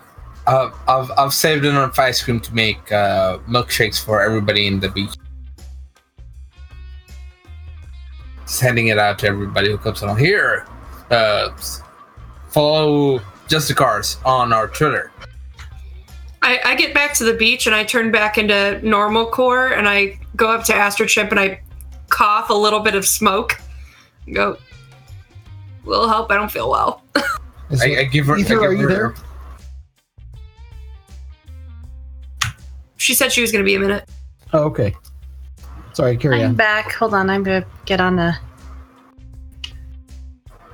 I give Cora a milkshake. Here. You can hear this dum dum dum dum dum thing going on. You look back, and it looks like there's a bunch of kids jumping up and down and trying to catch ice cream that's being blasted out by the ice cream cannon. The guy who's got the truck has somehow figured out the interface and is operating it to deliver ice cream to people on the beach. Should have copyrighted it when I had the chance.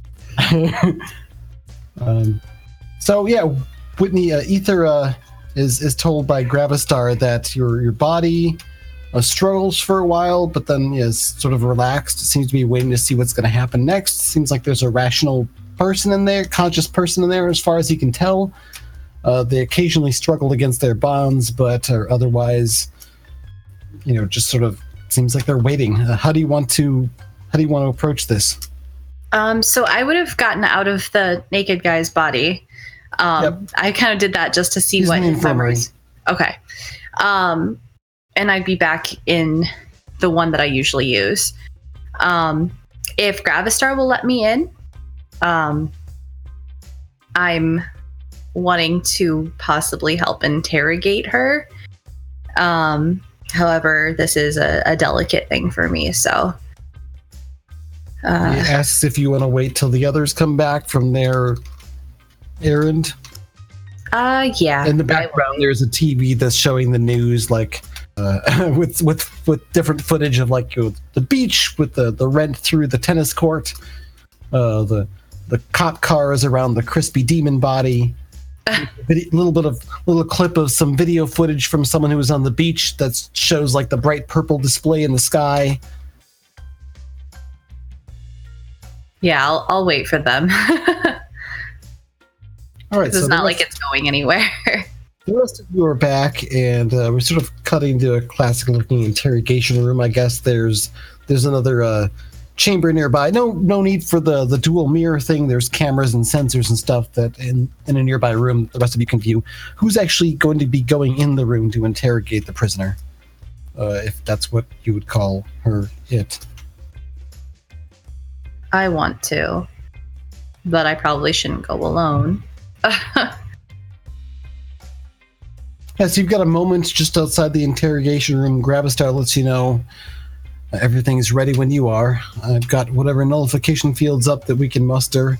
Hopefully, all communications will be jammed within there, so except for our own hardwired ones, just let me know whenever you're ready. And he sort of steps back and closes the door. And either you're there with the other heroes that are present to consider this moment before stepping in. And you've said, well, I'd like to go in, but I probably shouldn't go alone. And we'll pick up from there. So Optimist, Astro Chimp, and Cora are in the room as well. I'm here for you, whatever you need. I'm here for you with milkshakes. Just let us know how we can help.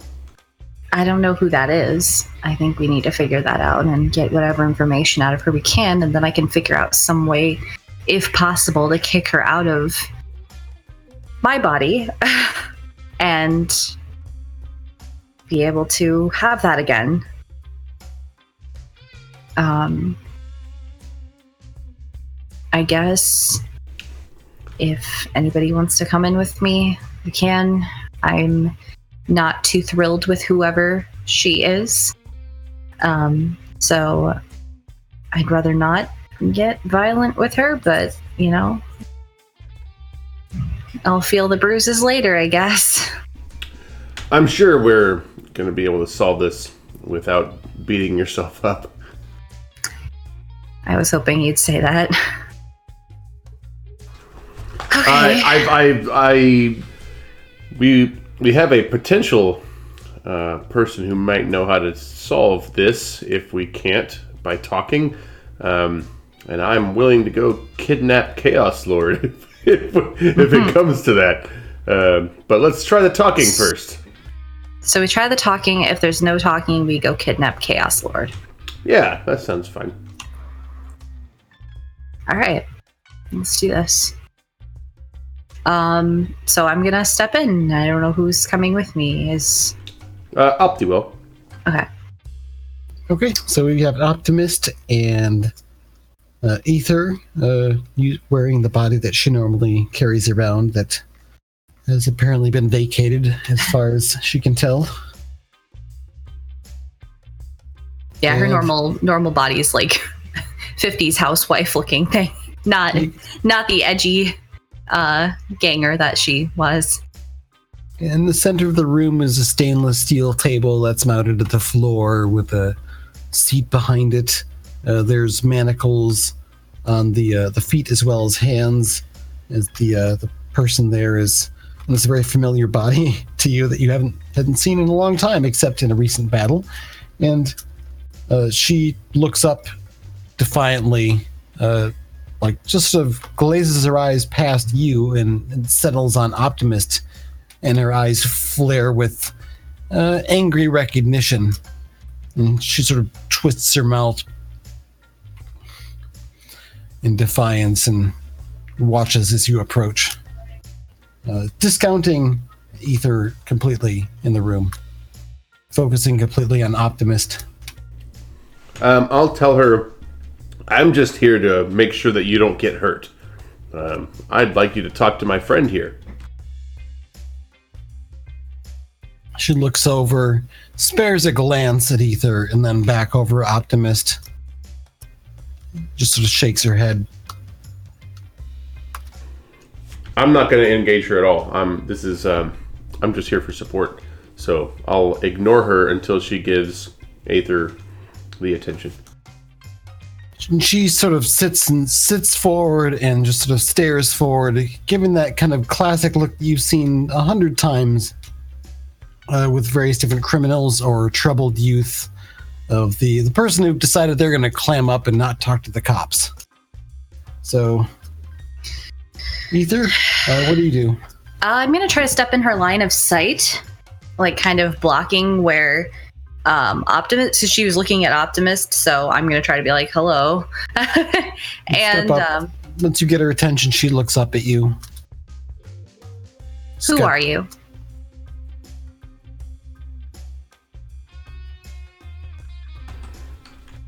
She looks back ahead. Again, now responding with silence. Who are you? I'm gonna be nice for a little while, but it's not gonna last. She looks back up to you and says, lawyer. We don't do that. Who are you?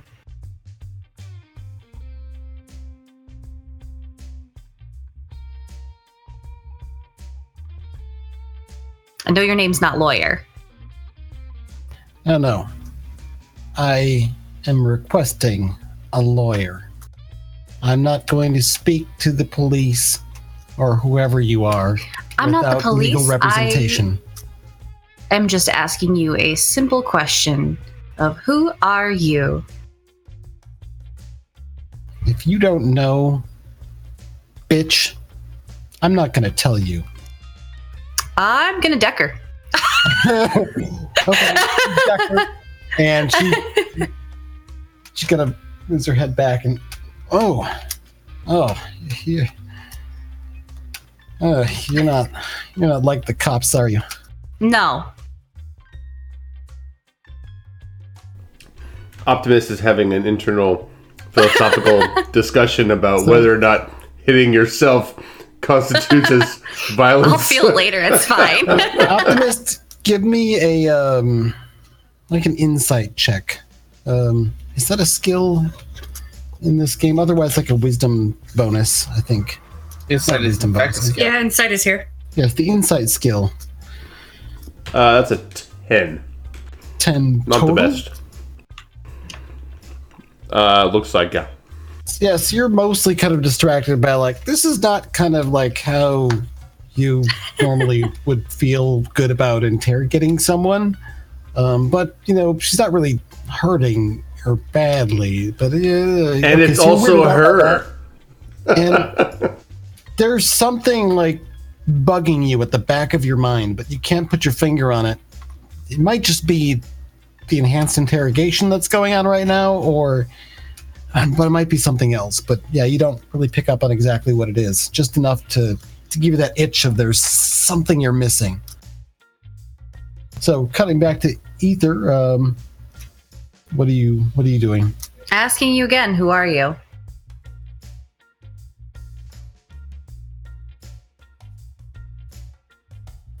You raided the warehouse, you tracked Chaos Lord, did some sort of magic thing. Why are you asking? Are you not going to tell me who you are?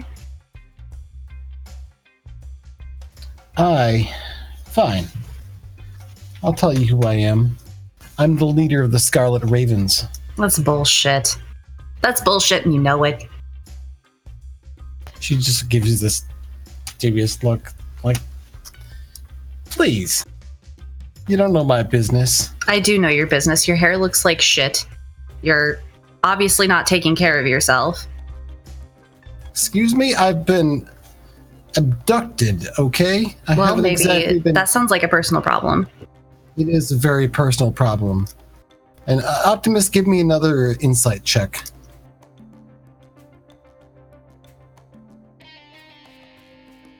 And Ether looking her over, she looks like she has been taking care of herself. Like she looks. I'm gonna keep telling her she's not. Maybe a bit hardened, a bit more put together, a bit more like muscular. So yeah, she's been taking good care of your body, or whoever has had it. It's a 23 on that one. Okay, so you've met Ether before, like before she was a ghost, right? Not that I remember. I don't think so. I think we did. We Or were maybe. on opposite sides, though. And she was like involved in gang trouble and. Oh, before she got her powers, was she? Okay. Yeah, Then, when she maybe. was a kid, a bit younger. And this is her body, so you've seen her before, and that's why she recognizes you, because you were sort of involved in this outreach to try to reach out to her and try to court her to move away from the gang some, and kind of lost touch, and she got in touch with you after she became a ghost and got this other body and figured out how to do that. So that's sort of how that came about, was my understanding. That you're looking at her, and it's like she's the same person that was this defiant kid before. Like it's like she's acting just like herself. Down to more subtle mannerisms and attitude, but I mean different, but also very similar. Reminds you a lot more. Do you remember me at all? She looks up. She says, "Remember you? Of course. You tried to." I can hear the typing, by the way. Okay. She looks up and says, "Of course I remember you. You're the optimist. You try to get me into some sort of special juvie program or something." And I look at Aether and I'm like, what? She's digging into memories. I can do that too.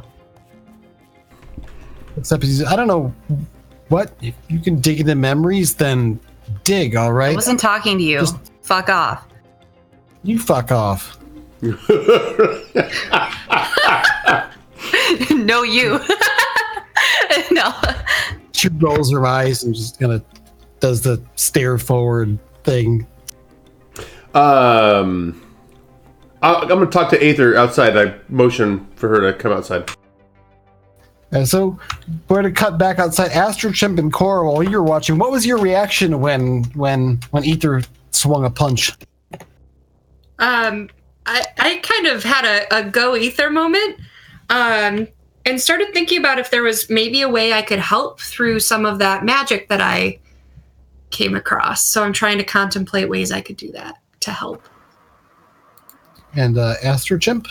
Astro Chimp is trying to get some PR people, making sure nothing bad comes out of it. He's trying to spin in case, Yeah, this is all very private, unless all right, then unless the footage gets out, I guess. But he just kind of shrugs and says, looks to Cora and says, "The demon back there, you took him down real good. You're like you're like a proper superhero now, Cora."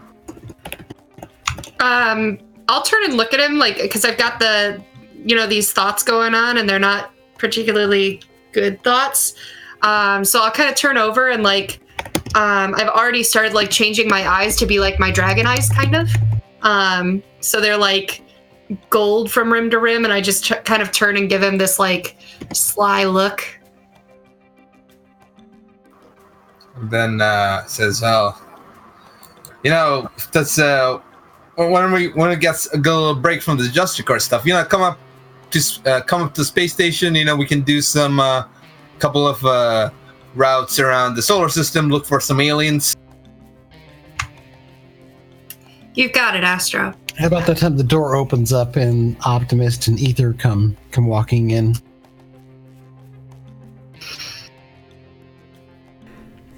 And close the door behind me so that Aether's body can't hear me. And I'll look at Aether and I'll say,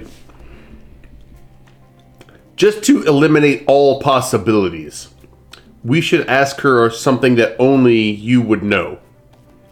Oh, wait. No, you said that wouldn't work because she has memory powers, or she might?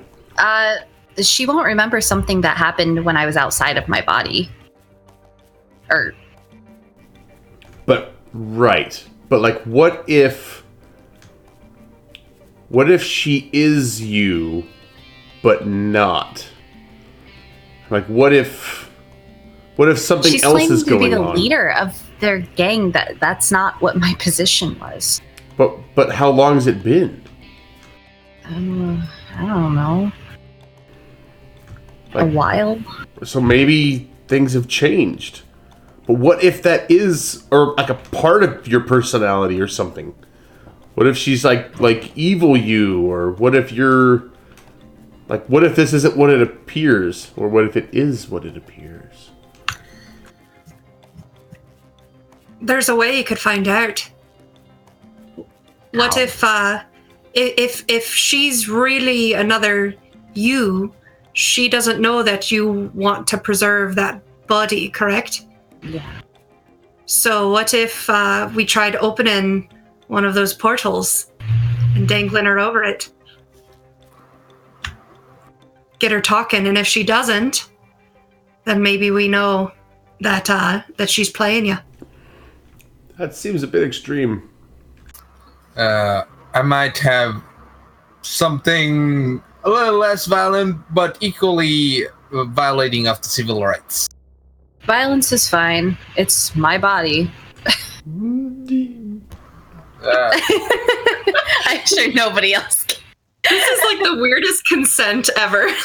But on the Full consent. but You like, guys can punch me. what if it's an alternate universe version of yourself? Then it wouldn't be consented. You'd just be consenting to do violence on people, which is just violence. How about I cook up one of my mind reading devices? We can get a good picture of whether or not this is an imposter that's very convincing, or another version. Yeah, all right. That'll work. All right. Yeah. So, Astro Chimp, what sort of thing are you cooking up? It's just a simple mind reading device. He chugs a lot of milkshake to get him energy, and then he goes into his time bubble and makes up a mind reading device. What does it look like? It's just like a weird helmet with some sort of blue glowing antennas. All right, gotcha. You had to zip over to the kitchen. The chassis is based off of a colander. Yeah. And bring it back, bring it out of the room, and she looks up and gives a little bit of a chuff. Astro Chimp, huh? I've seen you on the news. I bet you have. I mean, I'm like the best. You're like the team pet, right? Their mascot.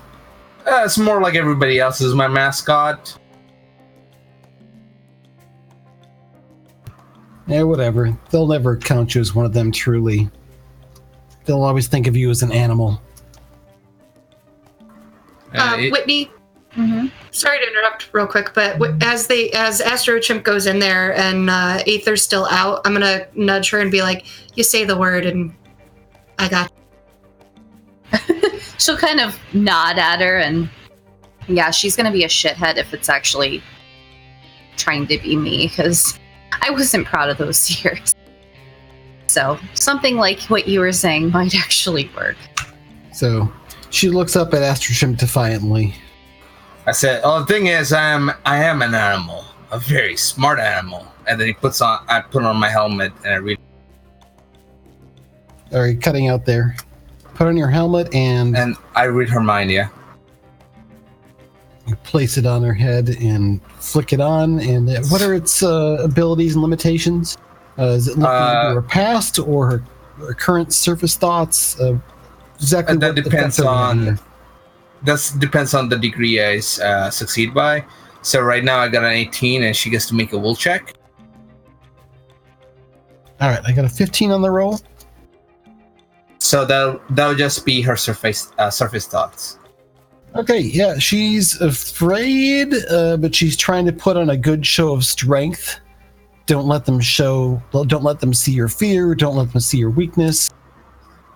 Just hold out. They can't do just anything to you. Oh God, where am I? What are they going to do? I'm gonna use an extra effort to try it one more time, and after that, my device is non-functional. All right, it starts to kind of spark and light up some more, and she shakes a bit. God that's damn a it. 12. It's a 12 plus 9. That'll be 21. So she failed by 9. All right, so I can read. So the surface thoughts. 1 second, let me just bring this up real. Sorry, I heard surface thoughts and what else? I'm just bringing it up real quick from the thing.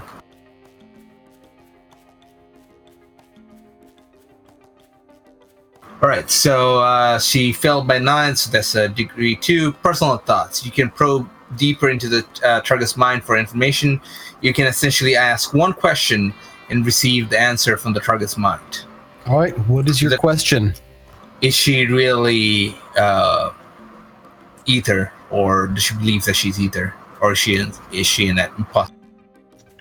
So you go back through her mind and just do like a kind of a quick sweep scan through her memories before your glimpse is cut off, or the device fails.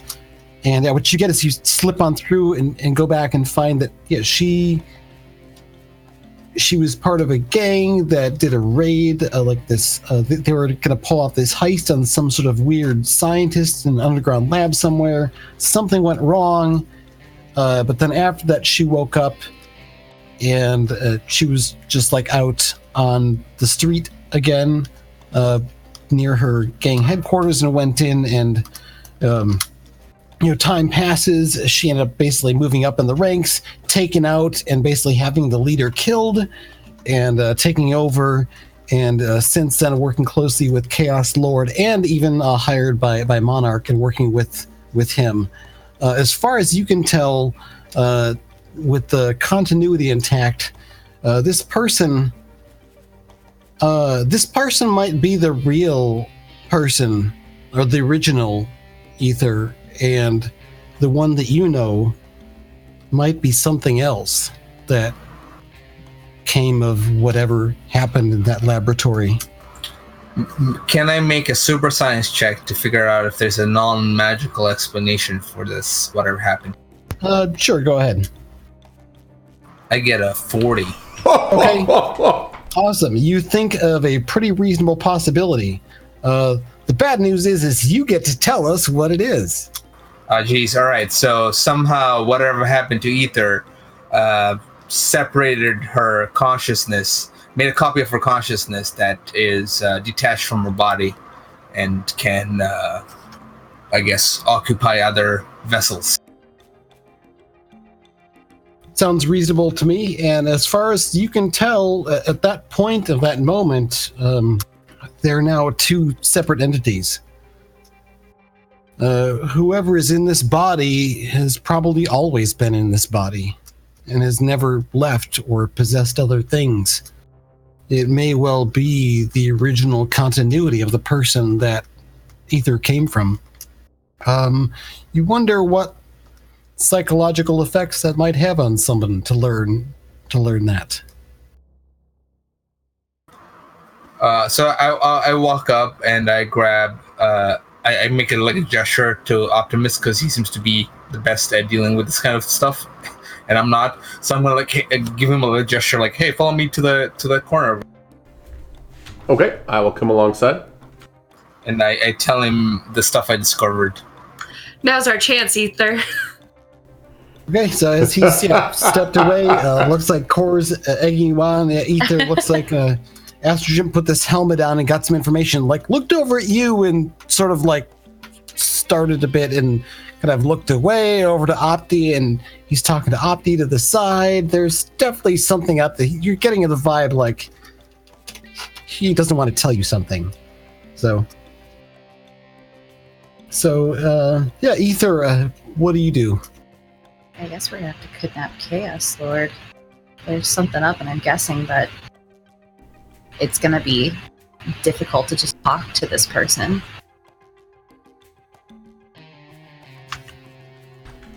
Well, you're part of the team, and you're a friend, so whatever we need to do next, we'll do. Well, she keeps pretending to be me, so obviously, go after Chaos Lord. Like, Optimus's first plan. We might be able to track Chaos Lord since I've absorbed some of his magic. Maybe there's a way. Yeah. All right, so yeah, it looks like you're not jumping to any sort of impulsive actions at this point. You have a conversation. I'm trying. At this point, Astro Chimp and Optimist are having their conversation. So Astro Chimp has filled you in, Optimist, on what he's found and potentially believes. So we kind of cut back to you, your face as you're reacting to this. How are you reacting to this? This makes sense, but it's also quite complicated now. As there is now a pretty high chance that Aether would not ever get her body back, and it wouldn't be right to do so. So I'm going to, in the interest of healthy boundaries and agency, think we should have a frank discussion about it.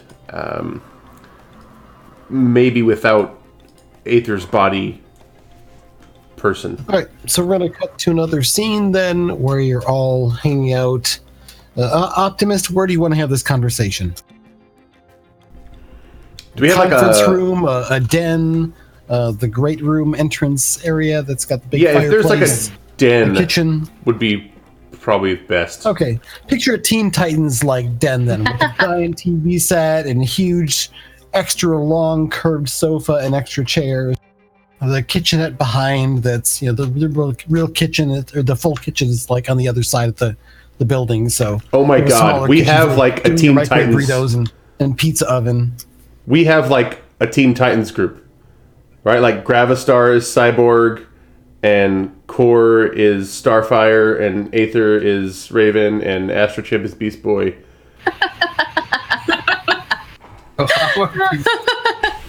That's we unintentionally made the Teen Beast Titans. Boy powers wise, right? Because yeah, we had to mix it up a bit.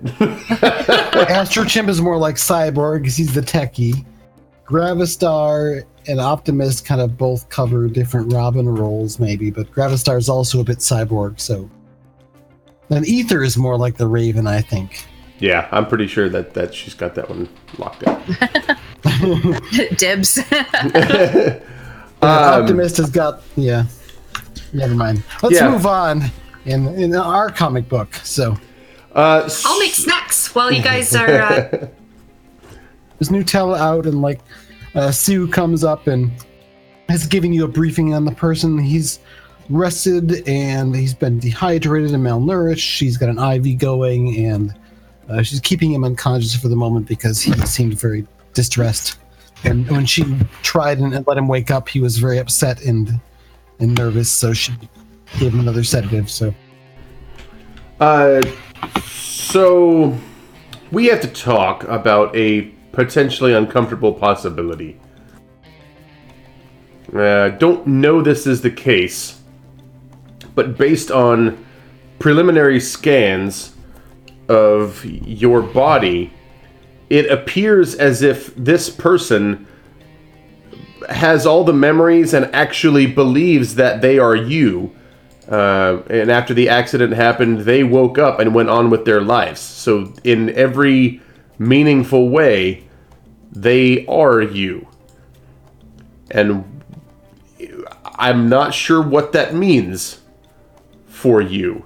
Whether you're a part of her that was removed, or whether you're a completely different version of you, or something. We don't have all the answers yet. But there's a possibility that she may be you. I'm sorry. How is that possible? We don't know yet. There is a scientific possibility to explain it, but that may not be the only explanation, and it may not be the final explanation.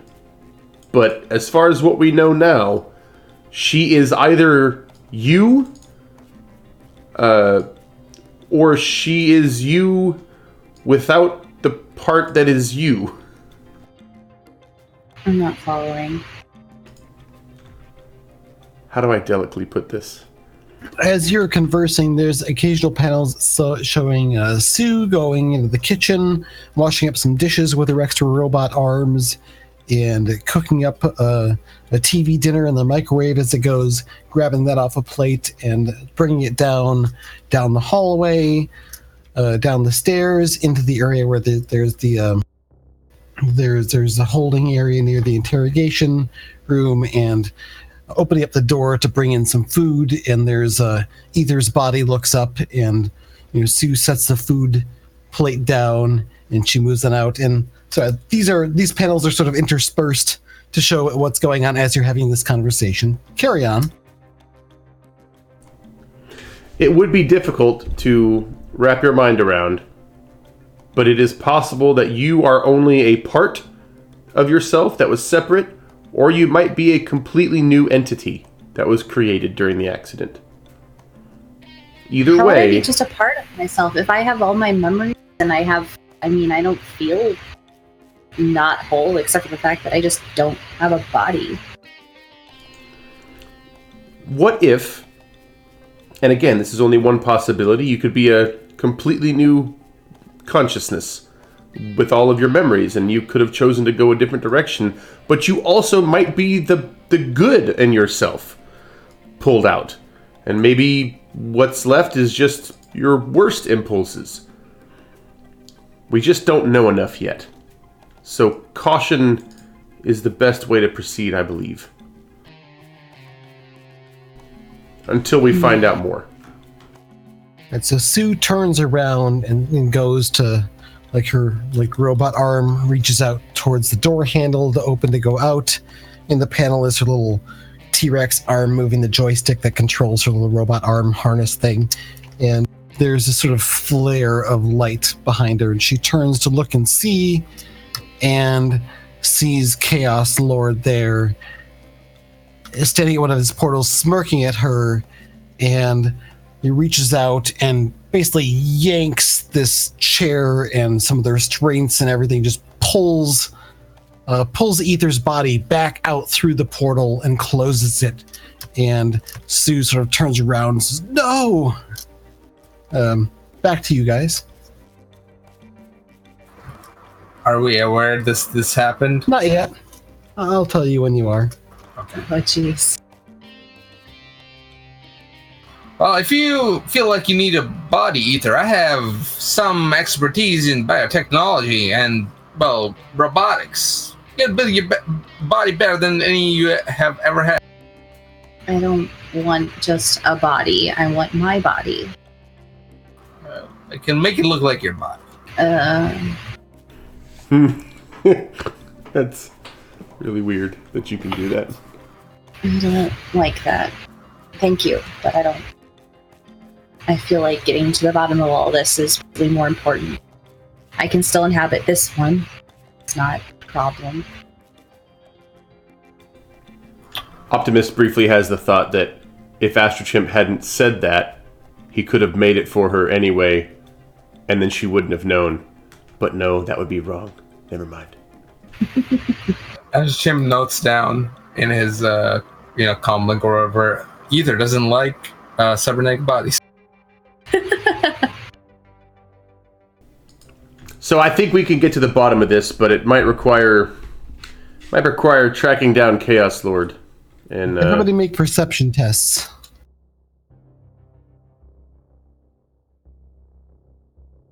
$34. 15. 15. All right. 13, is that it?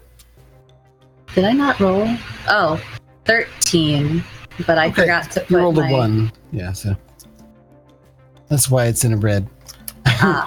Good. All right, so Astrochimp is the only one to notice then. Just out of the corner of his eye, out of the window, you see the Justicars flying away and accelerating just off in the distance. Who saw that? Astrochimp. I look around and says, somebody just stole our car and will fly right after. The Justicars, your jet, not the car. Oh yes, Whoa, yeah. no! Somebody stole The it, car is the Justicar. The jet is the Justicars. Jet is a car. The one that was destroyed in the asterisk referring to C Killing Time issue 1 of 2, and then replaced by the people from the future. Yeah, we got like an upgraded version. Yeah, it just flew away. That's our plane. Yeah, I'm flying after it. Yeah, we'll fly after it. Shoo! All right, you lose track of it. We'll catch up with you maybe a few minutes later as you've zipped around. You haven't been able to find it. Back at the base, though, whoever's kind of hung back at the base, maybe Core and Ether, I stayed running behind back to over, check on Ether. sort of check things out, and you find the interrogation room. The door is left open, and the chair and Ether's body are just gone, and like the table's knocked over, and stuff is like bent and rent as if like a dinosaur picked it up or something and tore it away. And another quick search and a check over the security system shows that Sue isn't here. She was back here watching things, and you're able to pull up some security footage of Sue actually leaving. Like, you don't actually have like, it looked like the cameras on here just like deactivated for a while, and Sue like came into the room and the cameras deactivated a while, and she left running by herself and basically hijacked the Justicars and fled. You're able to discover this and share this with Optimist and Astrochimp when they return from their search.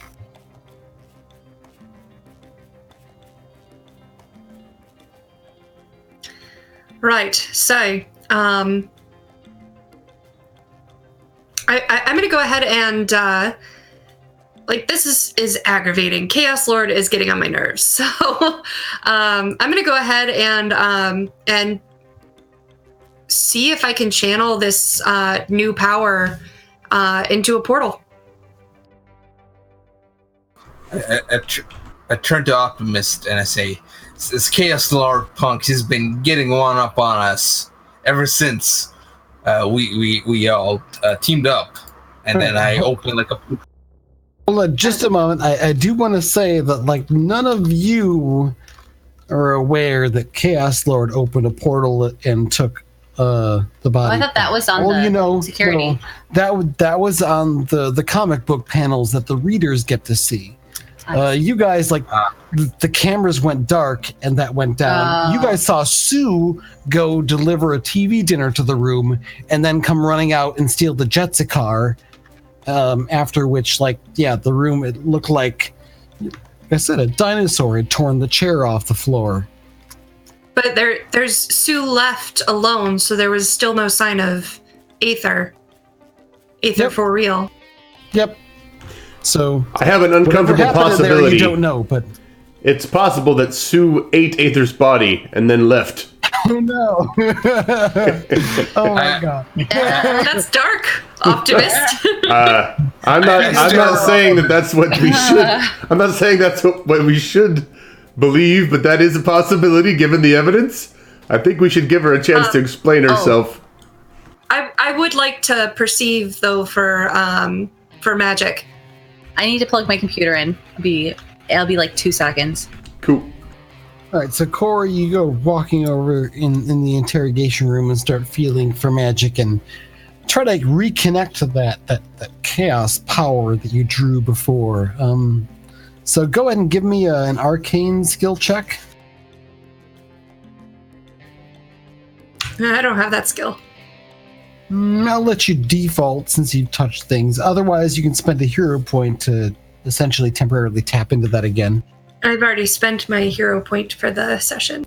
Well, I guess you'll have to invoke your one of your drawbacks or something if you'd like to get another one in the meantime. But you like look around. You don't really know quite how you pulled that power, but you could try defaulting. I think it'd be an intellect-based roll in this case. Okay.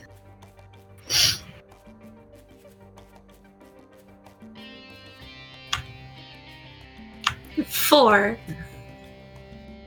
You just don't know what you're doing. You tapped into it once, but you don't know quite how to do it again. You reach out for it, you try to pull it through you or call it, like there's nothing there. Like the silver branch, that's right there. You feel it almost as a part of your body, infusing you with its energy and its power and its blessings. But this chaos thing was fleeting. Maybe it's gone. Maybe you'll never be able to do that again. That's really disappointing. Okay. But yeah, you can't really get any sort of sense out of this room other than that it's in physical disarray, and you're a bit emotionally distraught and worked up because it's been a busy and stressful day. Yeah, it has. And especially now that I might not feel that power again. So, I'll look to Aether. What do we do? We get it back. Whatever that means.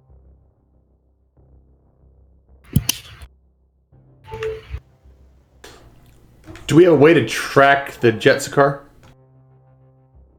We probably have a way to track it. There should be all sorts of trackers and computer systems and whatever you could tap into. Someone with the high technology skill would probably have the best results. I wish we had somebody that had good technology skills. All right, guys, I got this. So Optimist, you're going to one of the terminals and pulling things up and trying to pull up the Justicar, and it's like 404 Justicar not found. Errors. I guess give me a technology roll. I don't want to assume you're terrible at it. I think you probably could. Okay. You end up like finding a YouTube video of the Justicar flying. Whoa, 17! Oh, 17. That's pretty good. But you're able to find the menus and things. It looks like it's not showing up as connected or available or controllable. Oh, hey, we finally took out the stream boss, and of course it was Ryapel, and he's going to give it to Core, who totally doesn't need another hero point right now. Thank you. Actually, she kind of wanted one a moment ago, so. Yeah, I really want that nice power. Boyfriend, right? He is. He's the best. All right, so yeah, Core, you feel a sudden resurgence of confidence. Like maybe you should try this again, and hero point it. You could do this. You tapped into it once before. It's the silver branch isn't the only thing you might be able to draw magic from, and you've encountered several different potential sources. Maybe that demon, that thing, it was like power from another world. It was trying to offer you things. Maybe you could draw something from that sometime if you can get a hold of the body. What did they do with the body? But no, this chaos magic, you've touched it before. You can find it again. You feel a new strength of purpose and resolve. Flowing to you from Quebec. Yay, Canada. So I'll go ahead and I actually remember that I had to, in order to channel it right the last time, I had to set down the branch. So I'll set down the silver branch again and just really try to channel it. And I'll even my exertion is so intense that I even make Opti's favorite sound and go and and push with all my might to try to get this rechannel this power and get this portal open. Okay, so what you're trying to do then is use the magic power to open a portal. Got it. So you spend the hero points, you do it, you open a portal. And I'm trying to track chaos. And yeah, you find it's easy to do because there's been a portal opened here really recently. It's like there's a hole that's been barely patched over, and you peel it away with your power and draw it open, and a Chaos Lord style portal opens up, and you see inside there's a room, some sort of dingy building. You're not sure where. Ether, you see her open this, refocus and open this portal up. What do you do? So she's just opening the portal. Does it look like anything out of the ordinary, with how the portal is and everything?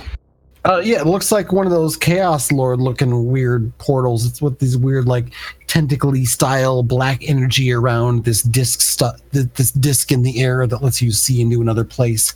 Oh, and then we've got another stream boss who gave me the hero point. Woohoo! Yay. So you see inside there is a strange glow, and inside the room, like it's this dingy, like crappy warehouse or like apartment flop somewhere, abandoned place, right? Where there might be like squatters or something, if anyone.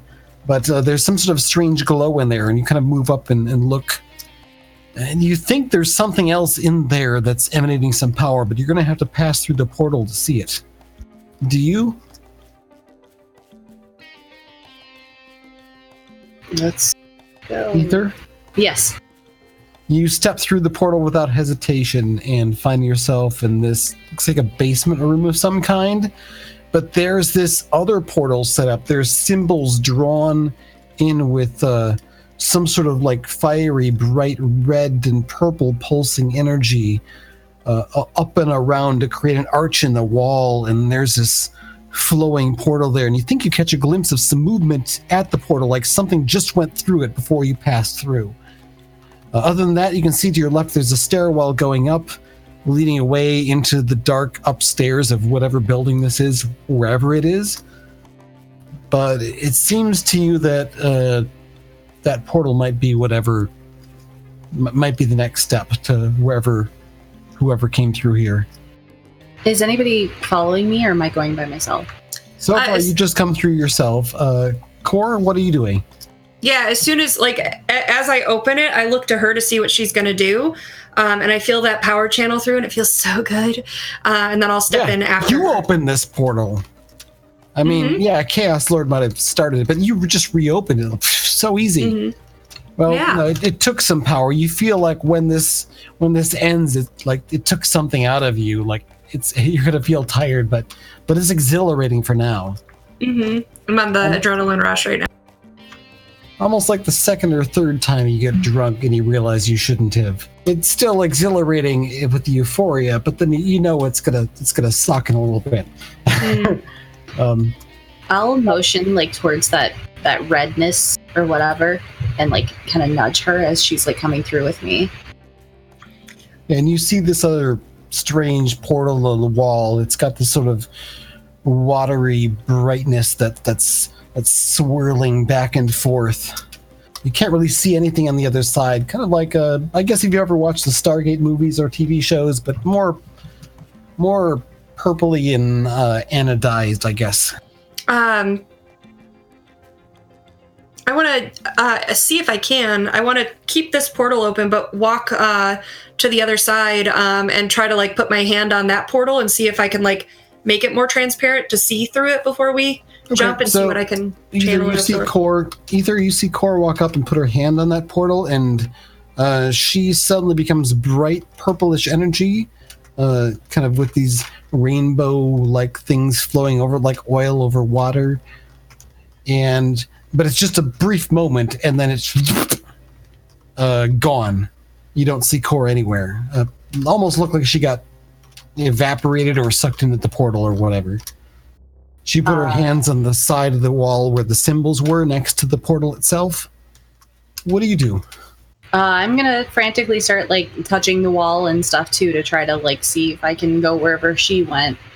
Okay, you run over, touch the wall, and you don't even notice that behind you, the Chaos Lord style portal that you'd come through to take you to this place had already been gone. Okay. We'll cut over to the Optimist and Astro Chimp. Sorry, refresh my memory. What were you just doing last? You were I was running around, typing, trying to find the Justicar.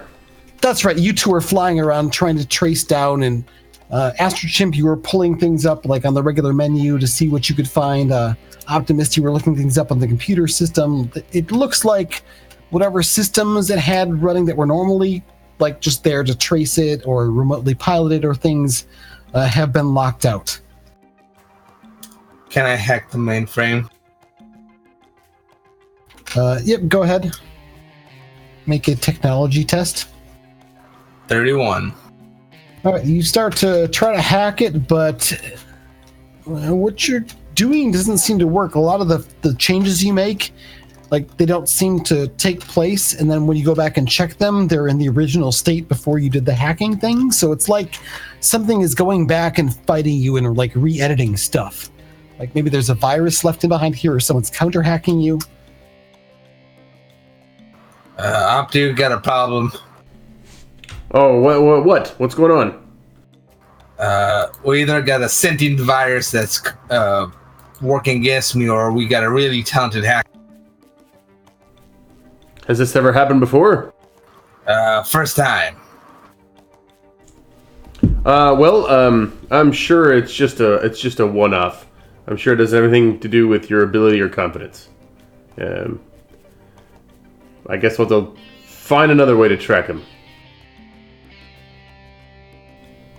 Her. And I'm sorry. You know, if I was reading things correctly, it looked like you two were getting along quite well.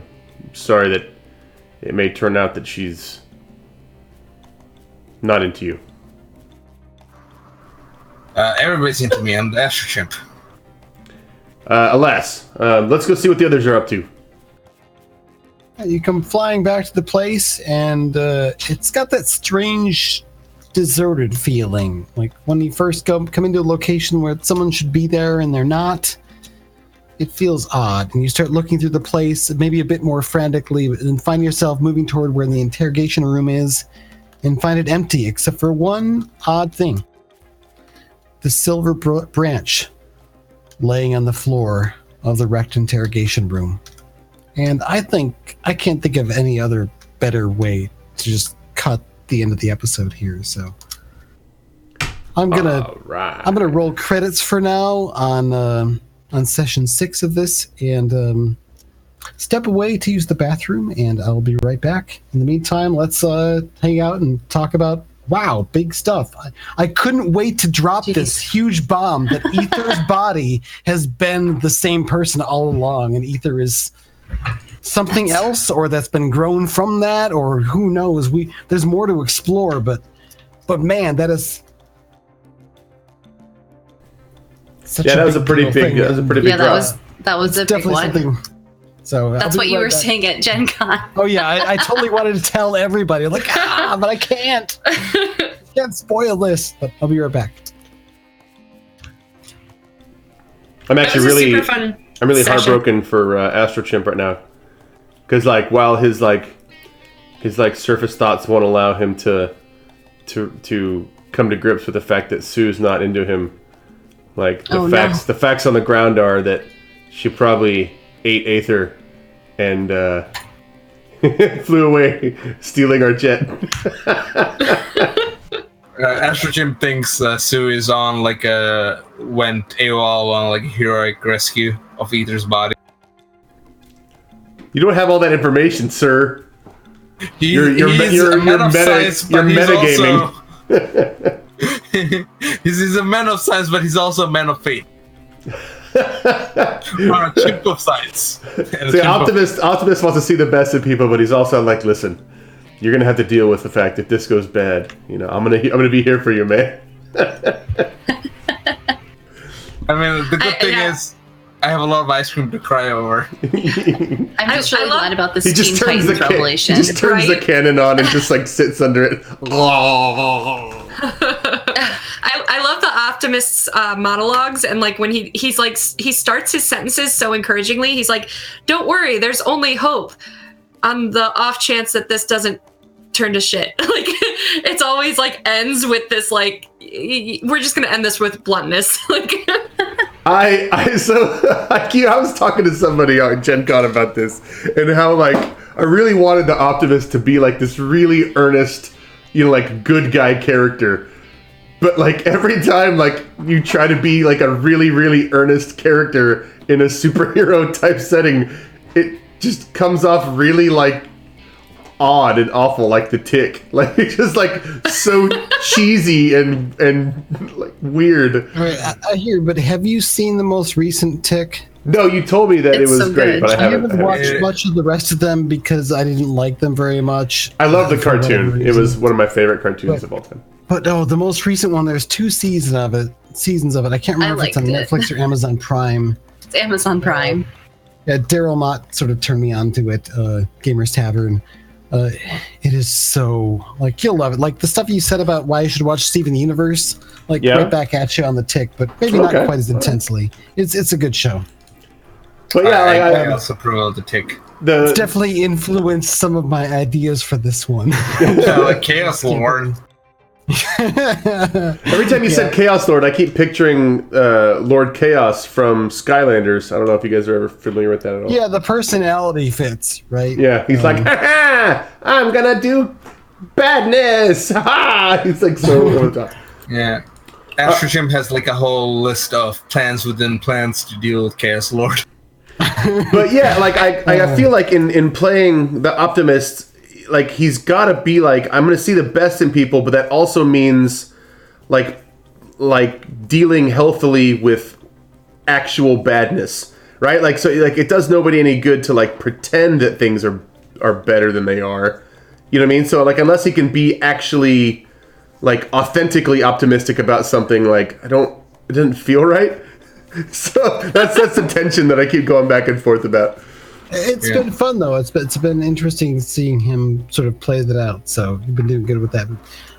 Whitney, I want to hear what's your reaction then to this GM shenanigans craziness I'm doing. I want to let everyone know this is not something you gave me. You gave me you went in to go into this. You're part of a gang. You went in to hit this secret lab, and something went wrong, and you woke up as a ghost later. So this was something you sort of tossed the ball to me, and now I'm tossing the ball back to you, but it's got spikes on it now. So good luck catching it. So I think it's definitely. I like it. I think it was not expected at all, and it was definitely a twist, and I like that stuff. So I really think it was pretty cool. I'm excited to see where this goes. Me too. I love raising questions about what is human or consciousness, or I guess getting into obviously I'm a Shadowrun fan and cyberpunk stuff, so that brings up some transhuman concepts and the idea of if your body is still you and has that whole continuity, what are you then? Are you even a person? You sure seem to be. That's some of those questions are raised by every time I look at Star Trek and the teleporters. You know what I mean? Oh, right. Because there's no continuity. It's just destroying you and then recreating you atom by atom. But it's not you. It's just a copy of you. Ah! I think as time progresses too, it'll be a kind of a growth thing as far as asking those questions, what am I then type of thing, and that's going to be good character development, I think. As a GM, I gotta say I'm totally looking forward to developing the original version of you into just a thorn in the side villain for the Justicars. I think she's gonna be a second season villain, I think. But who knows what'll happen with players being players, but I try not to have too much of a long-term plans as GM because I never quite know what's going to happen, and that's the way I like it. But that's definitely an adventure seed that I'm considering for season 2, which will be several months from now. As long as I get to punch Chaos Lord in the face. This was probably my favorite episode. Since the beginning, we've all kind of split, and Opti goes and fights this monster, and Astro and Core go do this, and Aether and Gravistar go do that. And I feel like this was the first battle that we all kind of had together, except Aether. That's okay. I was in a car. Yeah. But you had that moment to come back to and stuff like that where you were dealing you wouldn't leave your body behind when you just got it back. No. Yeah. So as a GM, I was planning on having that attack happen as a distraction for while Chaos Lord opened up the portal to grab not Ether or True Ether or whatever. We should call her Neither.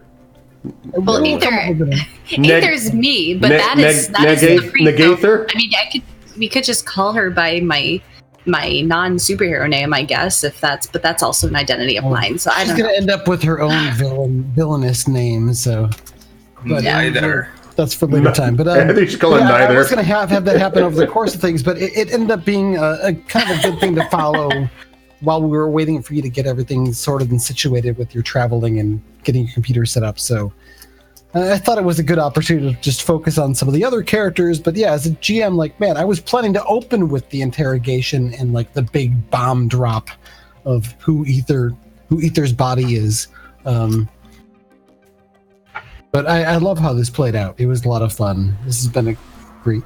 So wait, Yeah, we I think have this is our best. we have looking. an alternate Gravistar. We have a female Astro Chimp. We have Core, and then we have Hardcore, and then we have Aether and Neither now. Everybody's got a Oh my doppelganger gosh. of some sort. Neither. That's perfect. I hate I'm it. totally gonna use that.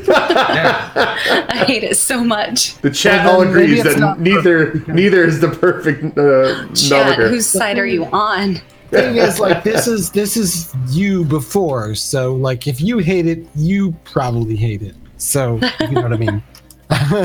My Yeah, we're only, looking for the pessimist. That needs to happen. Yeah, it's time for that next episode.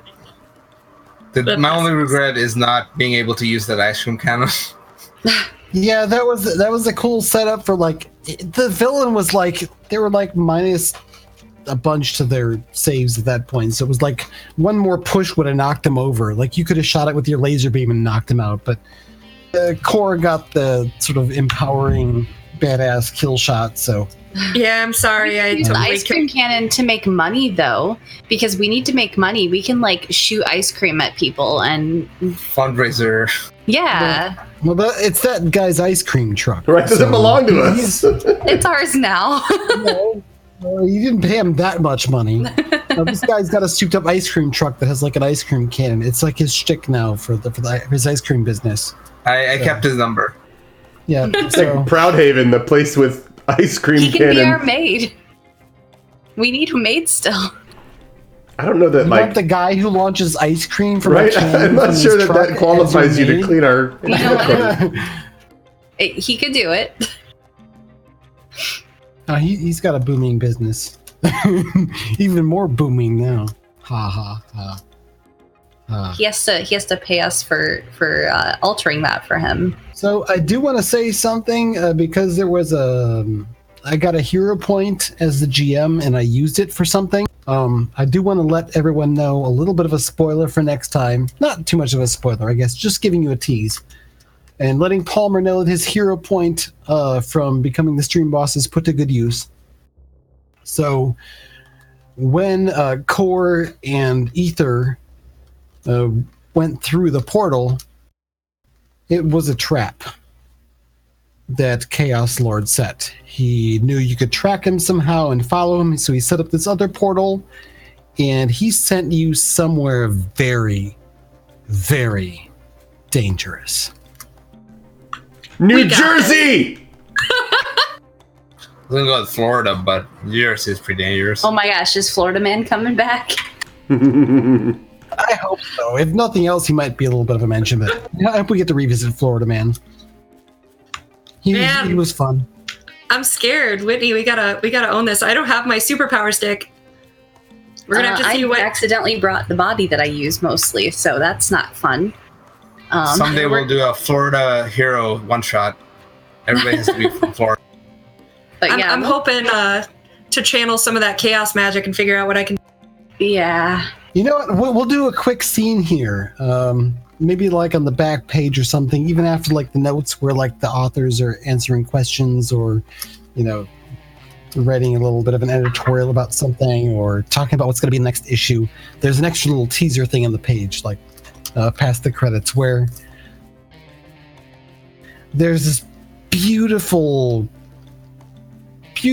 wilderness, like trees and bushes and giant mushroom looking things, and this portal is there, and stepping out of it is first Core, and then right behind Ether, and then another form, and then the portal disappears, and For a moment, disoriented, the three forms stop and look at each other, and Core looks over at Ether's body, who looks at Core with no recognition in her eyes whatsoever.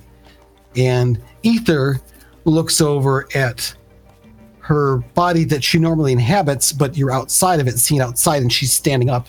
And then you look over and see Core standing there. And then Core, you look over and see the woman who just escaped from the basement here, Ether's body. She's looking at you with kind of a wild, fearful look in her eyes. And what's happened here is there are three people now that came out of the portal. It's Core, Ether in her physical form as herself, but Core might think it's the other person that they kidnapped or, captured, apprehended, right? It's all a matter of perspective. And the person that was in a vegetative coma state, whose body that Ether was using, but is in now full control of her faculties. Oh, snap. Okay, give me that robot. Yeah. So, huh? Where am I? She says. And then I think we'll cut it there. Just a little tease. So I wanted to make sure Palmer's, you're welcome, Palmer. I wanted to make sure Palmer knew that his hero point was well spent. Granted, this was something I was kind of planning on doing anyway, but you gave me an excuse to shortcut some dice rolls and just make it happen. So maybe Astro Chimp can make you like a Hulk type body, and just give you like a mindless rage bot that you can just. Yeah, Astro Chimp has like folders with like a whole bunch of different options. Yeah, so at this point, I guess we have 2 episodes of this left. We're kind of coming to the third act, so to speak. Big stuff's going to be happening. The team is split up. One of them is potentially descending into chaos and darkness instead of the heroic path. And some of them are lost to some other planes. Sue left and stole the Justicars. Apparently, Grabastar was taking a nap in it, so if he actually joins us next time, he'll wake up and have a chance to interact with Sue, and it'll be fun. Neat. I love setting that up to to make it look like to everyone that Sue somehow was involved in screwing the team over when she really just she just panicked, right? She went and delivered the food, nobody told her to, and then the Chaos Lord swiped the prisoner, so she just assumed that you would not trust her, and so she panicked and fled, stole your jet. Unfortunately, I just assumed that she ate neither, and I'm sad about that, but We're less upset that she would have helped Aether's body escape, and more upset that she stole our cool jet. So somehow Astro Chimp is more optimistic in this situation than How else would she get away? The Justicar is too slow. The Justicars is the only way. So she's pretty smart. Anyway, I love the way Sue's gone. She's she's been a fun character. I loved just coming up with her as an initial villain to fight. But just the more you've interacted with her in the time that's passed and the story that's arisen, it's been a lot of fun. Opti's going to be so excited when he finds out that she didn't commit murder eating. It just all started with this crazy idea of a mutant T-Rex thing that has tiny arms, and so they have a harness with robot arms to do their stuff, and a cannon for good measure, but I think we're coming to the end of our time here, though. Before we finish up, thanks to everybody who attacked the stream boss, and everybody who gave it bits. Awesome. Thanks, everybody. Honestly, feeding Core that hero point at that time was excellent. Even though you kind of had to, Ryapel, because you're the boyfriend of the player that the hero point was given to. So if you give it to me, you'd be in trouble, I guess. But.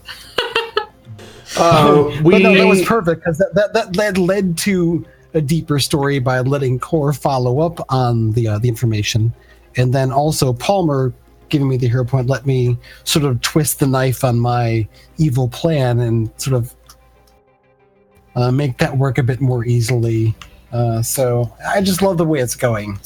I had some of this planned, actually, and it actually played out kind of the way I wanted it to, which is kind of strange as a GM. But there were also surprises along the way.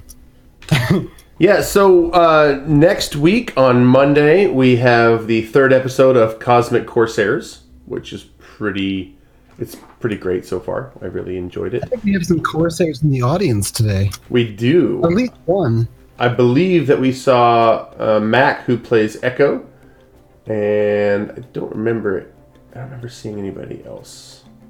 Okay, just the one then. But yeah. Back. But yeah, that show. It's really funny.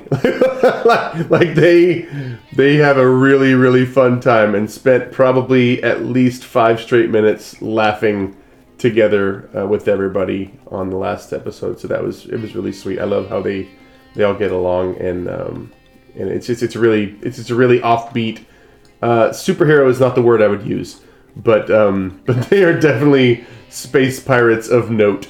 And the 4th episode, when that wraps, will lead right into our next crossover in November, which is going to be a crossover with the Cosmic Corsairs, the Variants, and us, the Justicars. Woo! Tell us more. Nope. But it does have something to do with Silhouette. I'll leave it there. Oh, I like him. And then Guardian Allies will, like, this is our 6th episode, so when we finish up our 8th episode, then the Guardian Allies, which spun out of our Killing Time crossover, will start up their show for 4 episodes, and then we'll start that crossover. Not that crossover, we'll start that switch back and forth. So all of our 4 shows are getting there. This is super exciting. Hopefully Chimp makes it to the next crossover. This has been a lot of fun to GM. Yeah, I love the We world. appreciate you. You do a really good job. Yeah. Yes, I Have agree. good players. Oh. So yeah, anybody else want to promote anything that they're doing before we head off? Nope. Doing a bunch of things. Check out the Shadowcasters Network, our Arcology podcast, Legends of Earth Dawn, our Twitch, of course. I could do my Twitch Prime resubscription, but I think I'm going to save it for another stream. That was kind of late in the month. So I'll hit that now, actually. So I will say, if you have an Amazon Prime membership, every month you can subscribe to a Twitch channel for free. Well, as part of your thing, your Amazon Prime membership, and you do have to re-up that every month. So we would love it if you would use that to subscribe to this channel. It supports us with real money, and it doesn't cost you any extra. But if you don't use it for us, please use it for somebody, because you have to actually say, I want to give this to one channel or another, or else Amazon just keeps the money, and we all know Jeff Bezos has more money than he needs. So give it to somebody. Use your Twitch Prime subscription for us or some other channel. Just don't let it go back to Bezos. Agreed. All right, everybody. I think we're done here, and we'll see you next week for Cosmic Corsairs Part 3. And then be back here in 2 weeks for Justicars Episode 7. Bye. Bye.